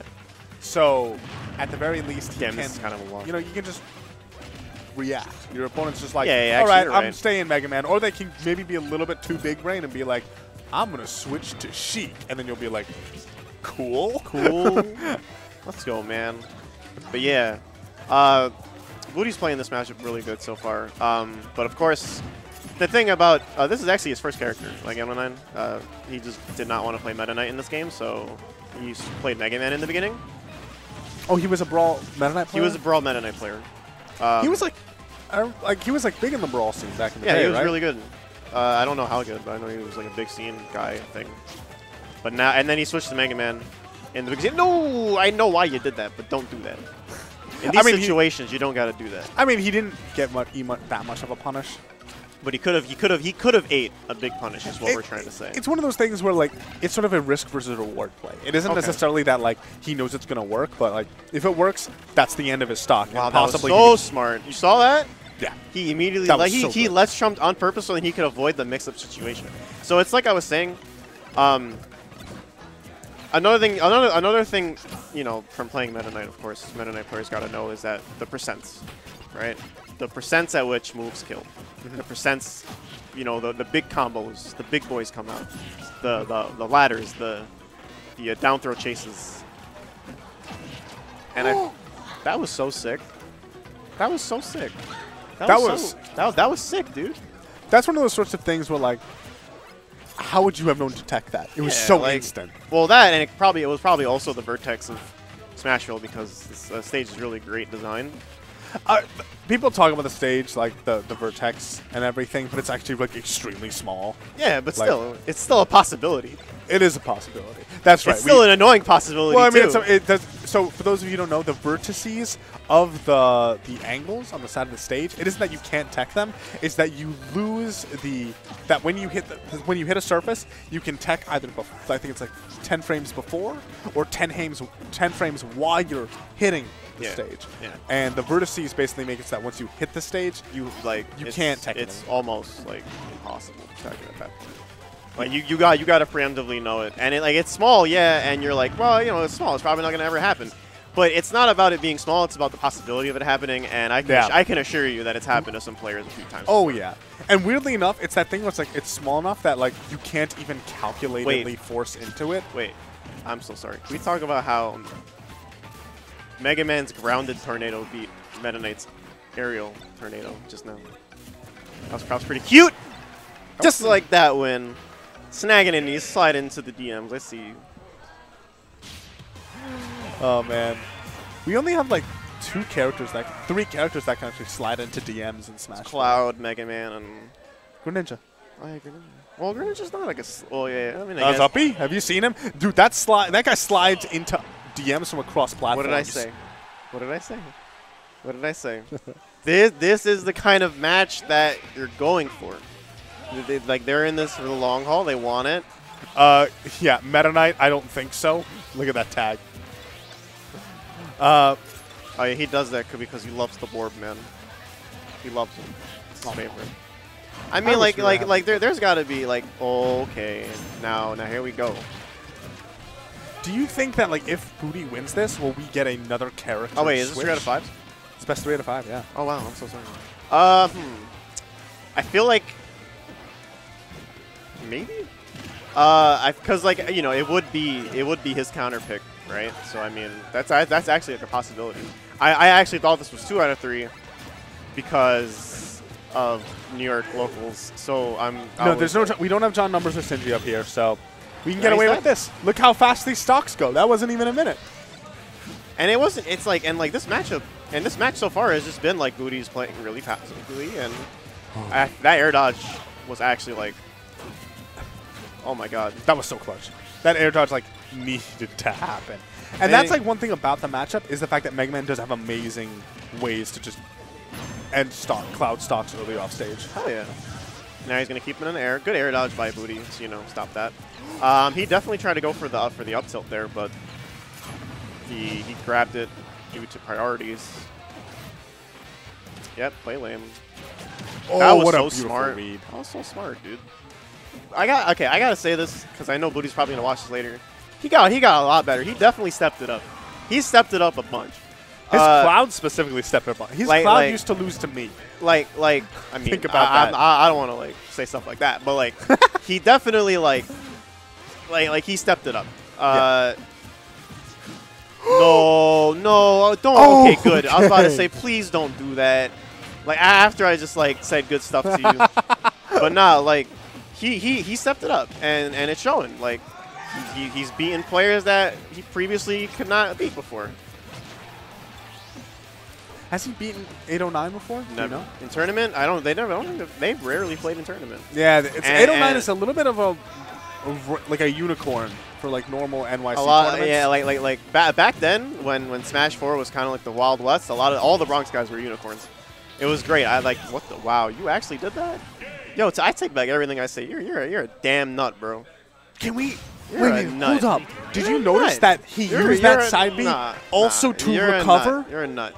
Think about think about that, because when he used the side B, it put himself back up on the stage and refreshed his jump.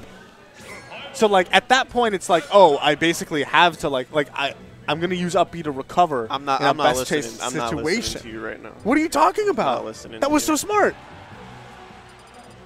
Even if that whiffed, he got his jump back, and you probably wouldn't have died for whatever happened next. If you would have lost limit, then that would have been bad because Cloud really kind of could use limit in this matchup. I'm just pointing out a thing I noticed. Okay, But no, buddy. no, you're fine. But nah, this matchup. Oh, that feels bad. This is like that feels bad in my heart. What? This matchup? The Meta Knight doing up air chains and then Cloud gets up air in the middle of it. Oh yeah, that's great. His combo becomes your combo. Not only that, but like if you look at the damage differential between those two characters' up airs, Yeah. it's like twice as much, 3 times as much from Cloud. You're definitely getting more mileage out of Clouds up there in this matchup. Isn't Because necessarily going to lead to like up B kills. No, but Can you're definitely no. Absolutely not. Are you sure not? Are you talking about Meta Knight? No. Cloud? Like Cloud up air, up B? Yeah. No, absolutely not. The most Cloud would get is just up air, actually. Okay. Unless you want to go for like a super risk, but then, I mean, up air is finishing touch at certain percents. Yeah, but like only grounded, right?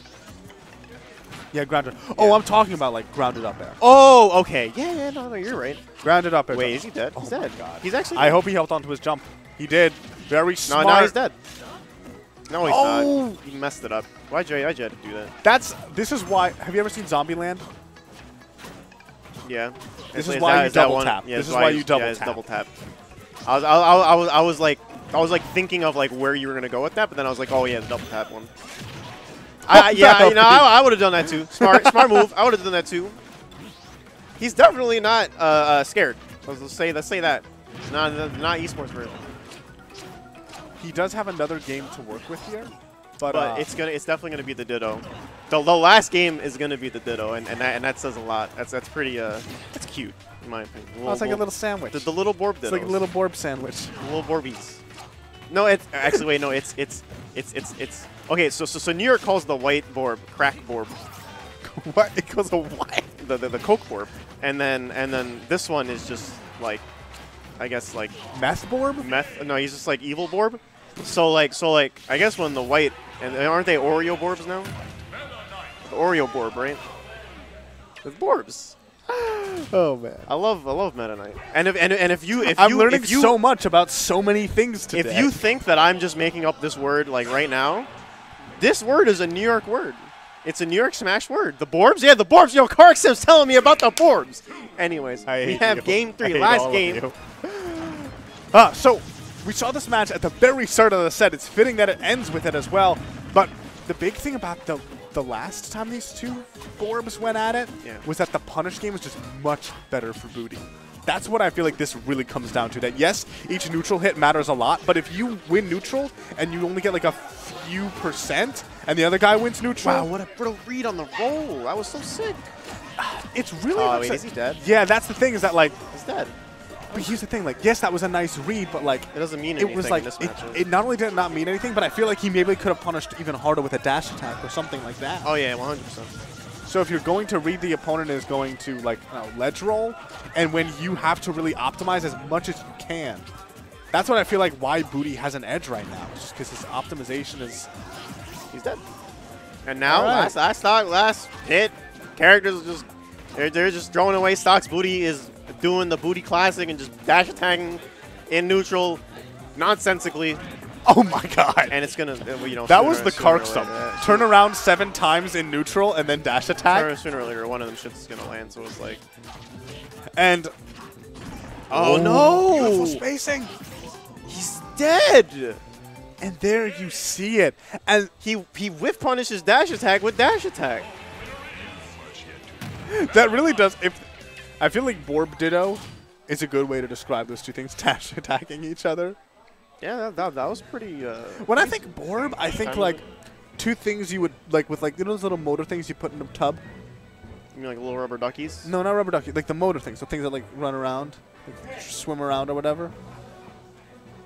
Like the motorboat. I'm gonna assume. Fine, whatever. I don't know what it is. Wait, this is finals now, right? Hungry heck. Are we? Oh, we're waiting for Ray to. Yeah, they are actually. All right, so. All right, well, I'm gonna hop off, Mike, because I think I'm gonna get food now. Yeah, I'm hungry. All right. So. Could you grab Shaku? Okay.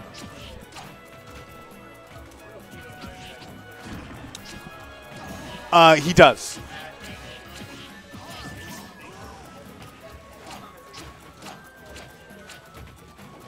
Oh, you want to go? Okay. All right, that's fine. We'll let you commentate your boy again. My boy. Psych. I gave him the fist bump, but I'm just fake. No, I'm not fake. Yeah, I'm proud of Booty. Ooh. Oh yeah, shout out to Rory. Wait. He was saying Rory's playing Fortnite. But wait, G5 Cosmos? Yeah. Oh, No, Rory. Bori Bosgrove. Yeah, that Okay. guy with the big red B. I thought you meant the other Cosmos. Cosmo? Oh no. Yeah, that's why I was confused. I was like, what? No.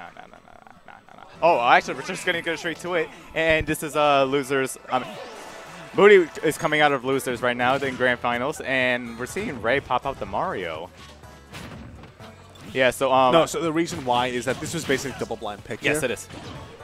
Because in winners, did you see that set? No, I was actually doing my work. Yeah. Yeah, it was ew. Yeah. It was basically, you had that might have been a mistake. It comes back though, but you had the Meta Knight versus Mario, which is a really bad matchup because Ray did not want to have to deal with Rosa Meta Knight. The thing is, why would he? Although this is a better matchup on paper, Cloud as opposed to Meta Knight. How many times has Ray played against Ralphie? Enough. I would say enough. I'd say enough that it's gonna be a lot of work for Booty right now. Oh, wow. That was just a reversal right there. Good stuff from Booty with that limit cross slash. Taking the stock at 70% with all that rage also. Probably not even mattering at the fact. That's bad. Great read there, though. I think he should have used that downer as a retreating option because he knows that Ray has to respect it.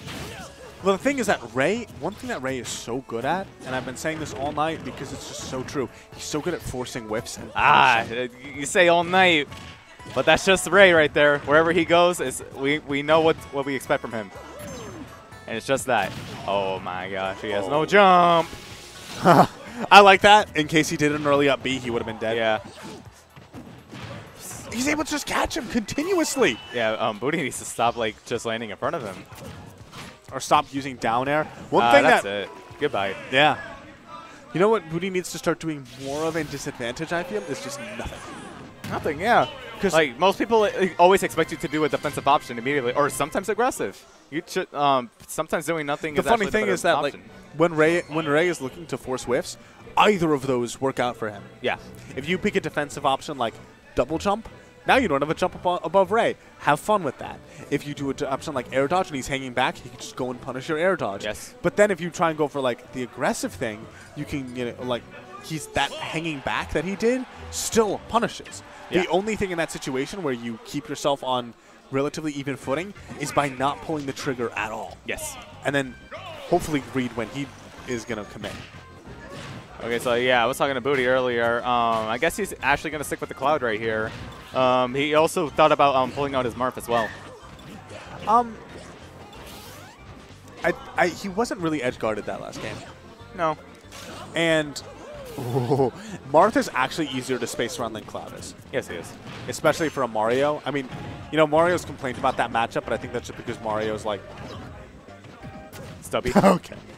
No, it's just they didn't really have to deal with sorties up until that point. Yeah. Because Mario, I mean, yes, it's Marth advantage, but like Mario has ways to space him out. Wrong way, man. Wrong way. All right, right there. Oh! Up air saving him right there.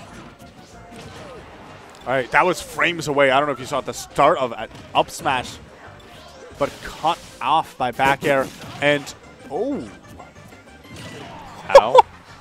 Ow. That hurt. I can't believe that Ray punished so hard for that, like, went so hard for that, like, punish, and he got, like, a forward that meant nothing at this percent. You know what I mean? Yeah. Oh, all right. Up smash. Yeah, Booty's not really feeling this one right here.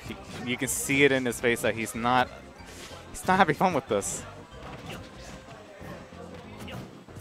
Yeah, look at the way that Ray is just on this top platform. He's trying to think it. No way. No way! Oh. Okay. He reversed that, and he managed to get that magic hit. That was it. That was actually, I was wondering what Ray was doing up there. I thought he was just trying to like be patient. Be patient, be defensive, and okay, get out of there. No get way. out of there, you can't please. do it again. Okay. Okay, that's gonna take it. All right, and all that's said and done, 62%, and he does have limit. This isn't a terrible position for Booty to be in. No. Especially because I think he was like one stray hitbox away from just losing this game with that up B earlier. And now he's pretty much evened this up, and he still has Ray in disadvantage. I think that Ray needs to take a little bit more time on the platforms like he was before. Yes. Because like before he was like really trying to be careful about what Booty was gonna do, and he was avoiding everything he wanted. All right, I'm sorry. I was like looking down for like a good few seconds. How the hell did Ray just manage to get 90% in the span of like a few seconds? With juggle. Okay, I'll take that. That's what Cloud does best. Oh, no. Down smash? Or, okay, grab. Okay, he's about to get limit again, but limit at this point is... That was really? Good. Oh, no. That was such a smart blade beam, but he drifted too far. He was impatient, though. He should have realized what position he was in. He was actually passing the stage at that point. Oh, it's Ray. 2-0. It's Ray. 2-0 Ray. It's 2-0 Ray. Ah, gosh. I think, yeah, I saw this. I foresee it. Yep.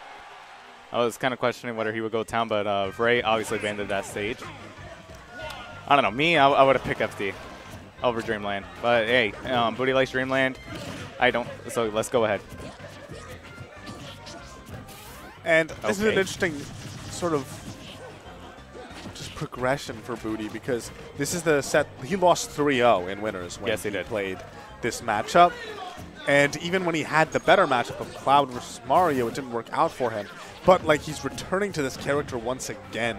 And I don't necessarily think that's because he's given up. I think that's more because he's just like, I need to go back to my basics and just do 60% real quick. Yeah. No jump. He's bringing it back though. Yeah, I really believe that Booty shouldn't have done anything. I think Mario was safe at that point, because he didn't have enough time to make a trade with that OP. Booty's getting kind of hungry, it seems. Well, that's Meta Knight, you know? They're always going hungry. off stage like that. All right. But in winners, there were quite a few times where something like this would happen, where Booty would get a big % lead, and Ray would just run it back. Hey, man, it's like ZSS's grab. High risk, high reward. Oh, this is bad. Oh! No way. Yeah, he has enough jumps. I thought he was actually going to double dunk there. He's going for that. He has no jump right now, and that's it for Ray. A really good game for Booty. Going back to his main, recollecting, thinking about what he was doing wrong, and I think that it paid off because he finally has a game on the board after 5 losses. Yeah, well, he still has a hill to climb right here. Like now we're going to be playing on Ray's counter picks if Booty can just keep a leg moving.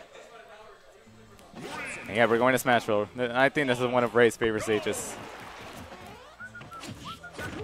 Okay, he tried to go for back air, hoping to get a mistech and then get some footstool combos. Oh, he should have DI'd down and away.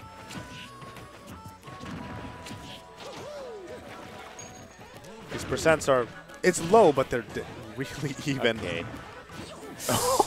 Okay, Ray had the right idea, but luckily Booty air dodged.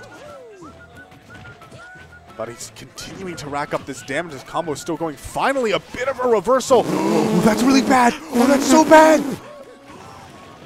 Oh, no. Did you see Booty's face? Yeah, come on, man. Look, I hang out with him too much. I know what he says. All I have to do is look at his eyes. I don't have to look at his lips or anything.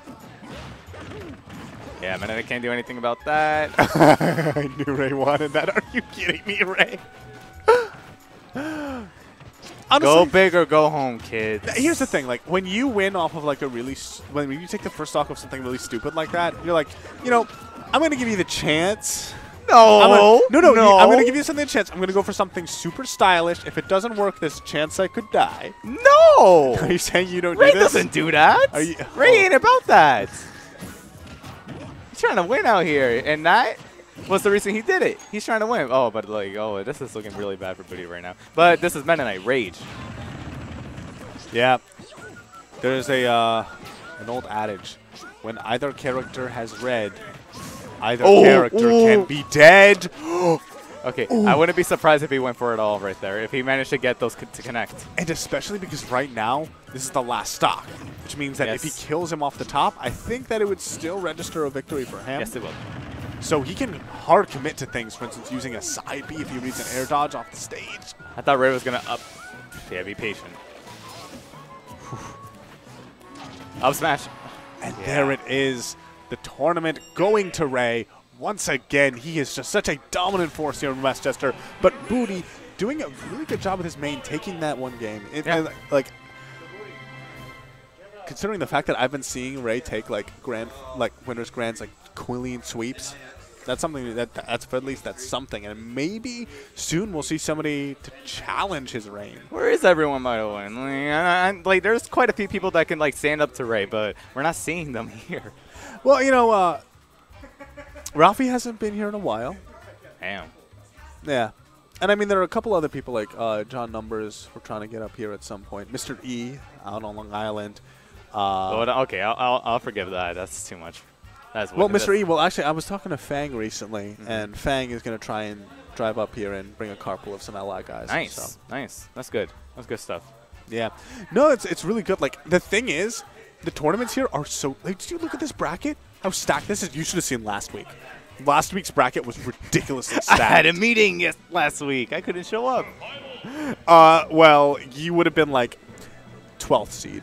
12 seed? Wow, okay. That's how ridiculous Wow, it was. all right. I'm not even kidding, man. All right, It all right. was so what stacked. seed I was in? What? What seed I was in today? I think you were slightly under. How do you standings? Where's standings? I can take a look with look at this with you later. But okay. Yeah, so this was the final bracket. Let's just go over some of our hype moments from today. This is how everyone finished. You finished in 4th. Yeah. Yeah, Westchester a little bit lagging behind. I would like to see them, recollect and come back stronger. Noku had a bit of a Noku, who for the last few has been sort of performing really well here, like placing best Westchester player for the last few weeks, him or Wonton. Both of them dropping out pretty early. So Yeah. I think a lot of people are just getting hyped for the new game, and we're seeing people come out from the woodworks. Yeah, especially if you played I just came from playing the game. I'm going tomorrow. Oh, I had some a few inputs and some horrible movements. How much time did you play at Nintendo? I spent okay, so what they did is that you go up there, they let you play 2 matches. I went up there 3 times. So at that point I got too used to it. But that's not a John. No. I'm not gonna put that in. Shout out to 809 and Utopian Ray for giving me that work. So yeah, shout out to them. And so yeah, that's it for today, right? Yep. So thank you guys so much for tuning in. This is Encore. Come out if you can. It's such a great time, as you obviously see. I have been Salty Fun. I'm Karksum. It has been all types of real. Have a good night. Yeah, and don't forget about Xeno, by the way.